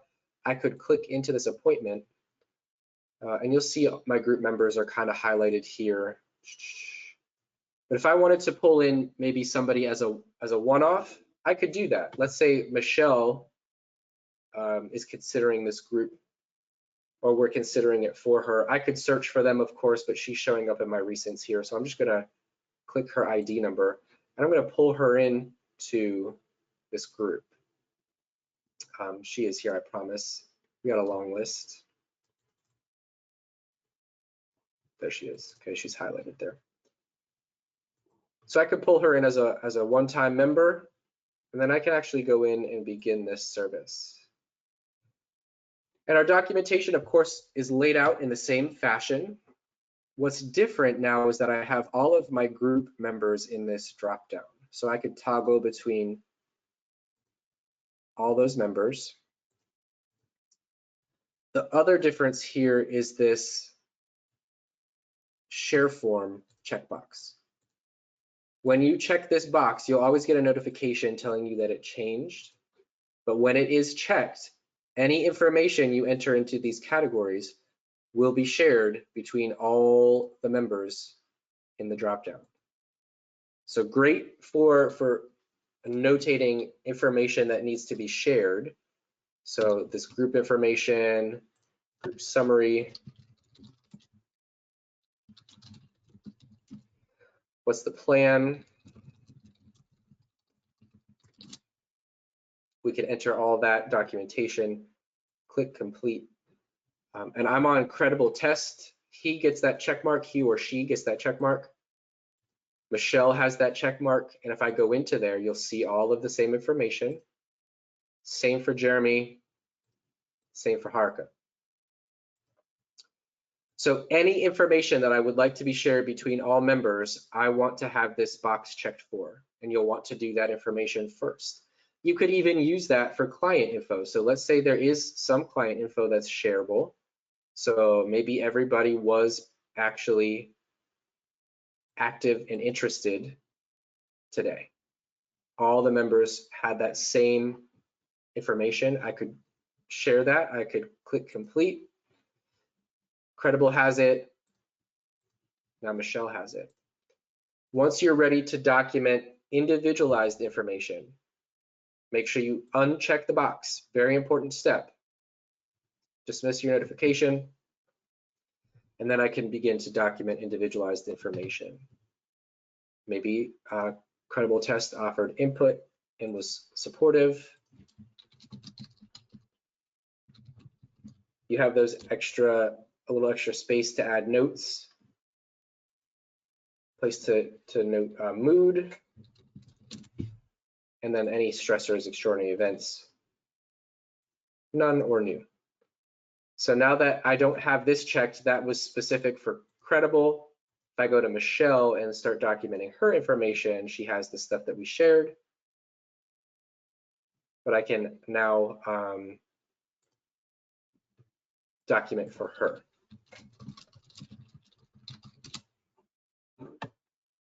Stable, none, and I can complete this. So then you would of course complete all of that documentation, all of the individualized documentation for your members. And then once you're ready to sign and submit this group documentation, I went back to Credible Test, I'll click complete. And the other difference when you're doing group documentation is that you have this sign and submit all checkbox. And it will do exactly that if it's checked. However, in terms of workflow, you'll want to submit anybody separately first. So let's say Credible didn't stay the entire duration. He only stayed until 11:15. I'd want to note that and document that, and I'll sign and submit his documentation. We're not redirected to the service tab because the system wants you to remember that you have other documentation to submit. So I'll go to Michelle, I'll complete her. And if now if all of the times are the same, billing groups are all the same, whatever billing information, if it's all the same here, I can click this checkbox, input my password, and it's going to sign and submit all of that documentation at once. Still separate service IDs for each separate person, but it all happened at one time. So all that will be sitting in the service tab. Now, a couple of things. If I wanted then to add Michelle to a group or any client to a group, there are security matrix rights required for this, but just know that if you have them, you could go to the schedule group on their client on the nav bar, and you could add them to that group by simply clicking assign.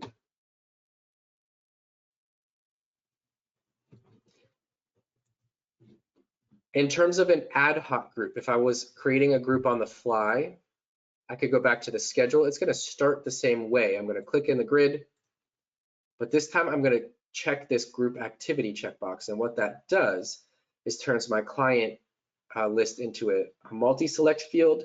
However, I do always suggest to use the ellipses here because it's very easy to not hold down that control key on your keyboard when you're multi-selecting, and could easily get frustrated there. So I always point out the ellipses. Search for your clients, remembering still that they must share the same program. Click their ID number, and you can pull them in to this ad hoc group. And they will be, they'll end up either getting highlighted like I just flew by one there. They'll either get highlighted or pulled down to the bottom. There we go. From here, you would just select the service type and begin the service, and it would all be the same process from there on out. With that, any questions about group services?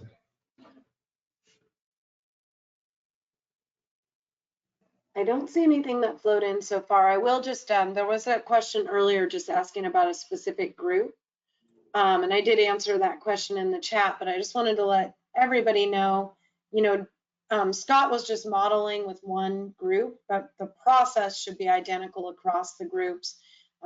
So whether there's any variation in the participants of the group, even if the document is slightly different or different, you just want to really have kind of keyed in on that workflow for always marking any absentees as no-shows or cancellations first before you start the service, And then also that you do that share form first and do all the common documentation and then individual. That won't change across any differences in the groups. So just a quick shout out to the workflow. And Scott, if anything else pops in, maybe that even prompted a question, I'll let you know if anything comes in the chat. Okay. Great. Well, guys, we're really nearing the end of this. That was really the last bit of functionality that I had to show to you. I just want to point a couple things out. The service tab does live here if you ever needed to view any services. You could click on the ID. You have print options from here. You can select with the checkboxes. But I pointed this out before too. Know that there is a service list that exists with there's a service list that exists within the client's profile as well. So if you're looking for just a single, excuse me, client's services, I think it's quicker and easier to go through the client's service list here. So if you needed to view those, you could narrow down by service type, like I showed before, if you're looking for a particular service, if you're looking for services completed by a particular employee, date range, etc. It's all there. If I need to view those service details, maybe I needed to view an old contact note, I could click into that ID link and I could view that contact note here that has already been completed. Okay. Again, if I needed to print, I have those print options. If it was just a single service I'm trying to print, I could click the little print button. If I wanted to print all, I could be very, very careful with that print all button because it will literally print all, especially if you're on the real service tab with everybody, it's going to print all 5 services. So be very, very, very careful about that. Or you could just select with your checkboxes and print your selected from there. Patrice, I just saw your message. I'll see you soon. So that is our services. If we need to view old ones or print any, we have that ability.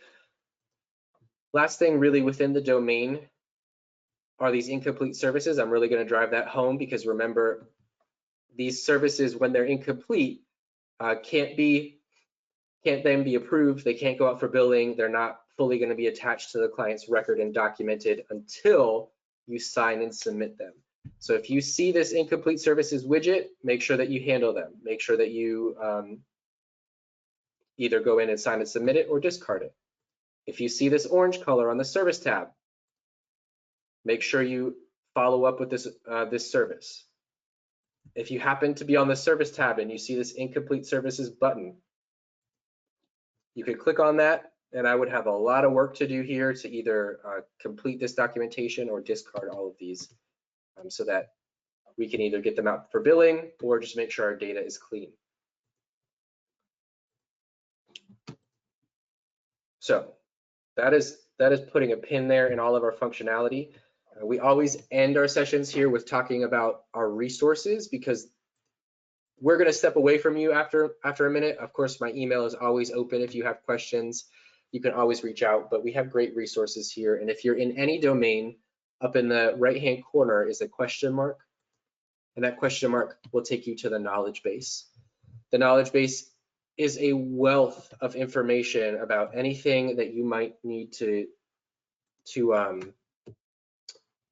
get more info about. So let's think,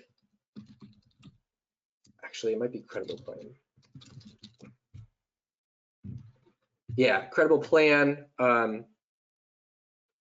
Sometimes when you type in something, you might need to do a little digging, but there are a lot of articles based on whatever you might type.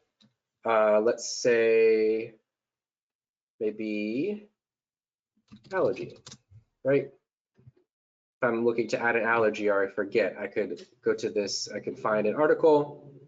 This one looks good, allergy overview, and it's going to give you some step-by-steps. When you open up an article, you could, of course, if you wanted to, you could save it.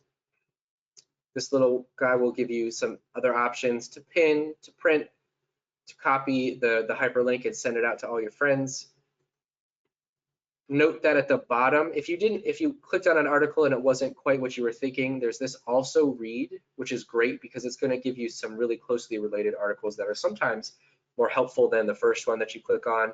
And note too, on the left-hand side here, it looks very extensive and possibly scary, but it's going to give you this reference library. Sometimes a better look at some things that you didn't even know you needed. So all little bits of functionality you can look at in there. The last thing to really note here is that within the knowledge base, you can access the learning management system, Credible LMS, through the ellipses. I always suggest to bookmark lms.credibleinc.com as a separate bookmark because it is a separate website here. But when you get into the LMS, you can either enroll in trainings yourself, or you can have or other administrators might enroll you in trainings. But if either one of those happens, they'll be listed in my training. You can see I have a long list here.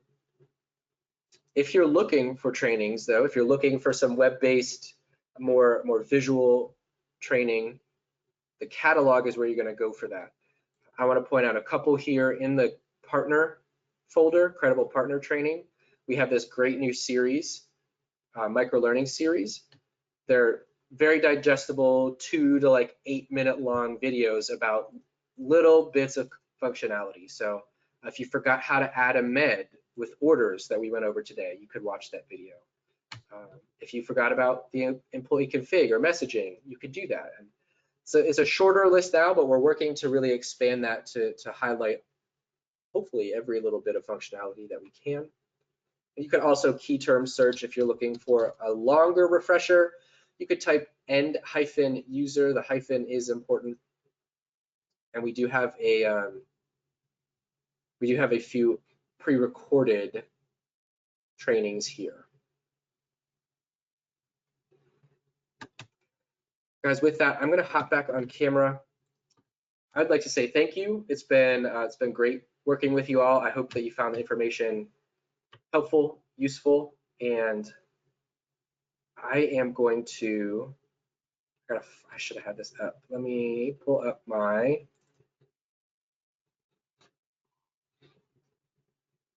survey link here. I'm going to drop it in the chat, but remember I did also link it here on your homepage, Scott's training survey. It takes no more than 3 minutes. I did it once. I know, I promise. It is only 2 to 3 minutes, and we use that data as an agency, as trainers to make sure that we're providing the best for you. So please take the time when you have it to complete that. But otherwise, thank you so much. If you have any last minute questions or comments, please put them in the questions box. Otherwise, have a great day, and I might see some of you at 2 o'clock. Thanks, Scott.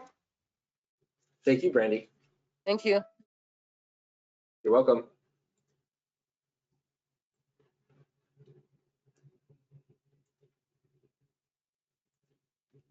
I'll get a few more seconds in case anything floats in, but otherwise, you're free to go, guys.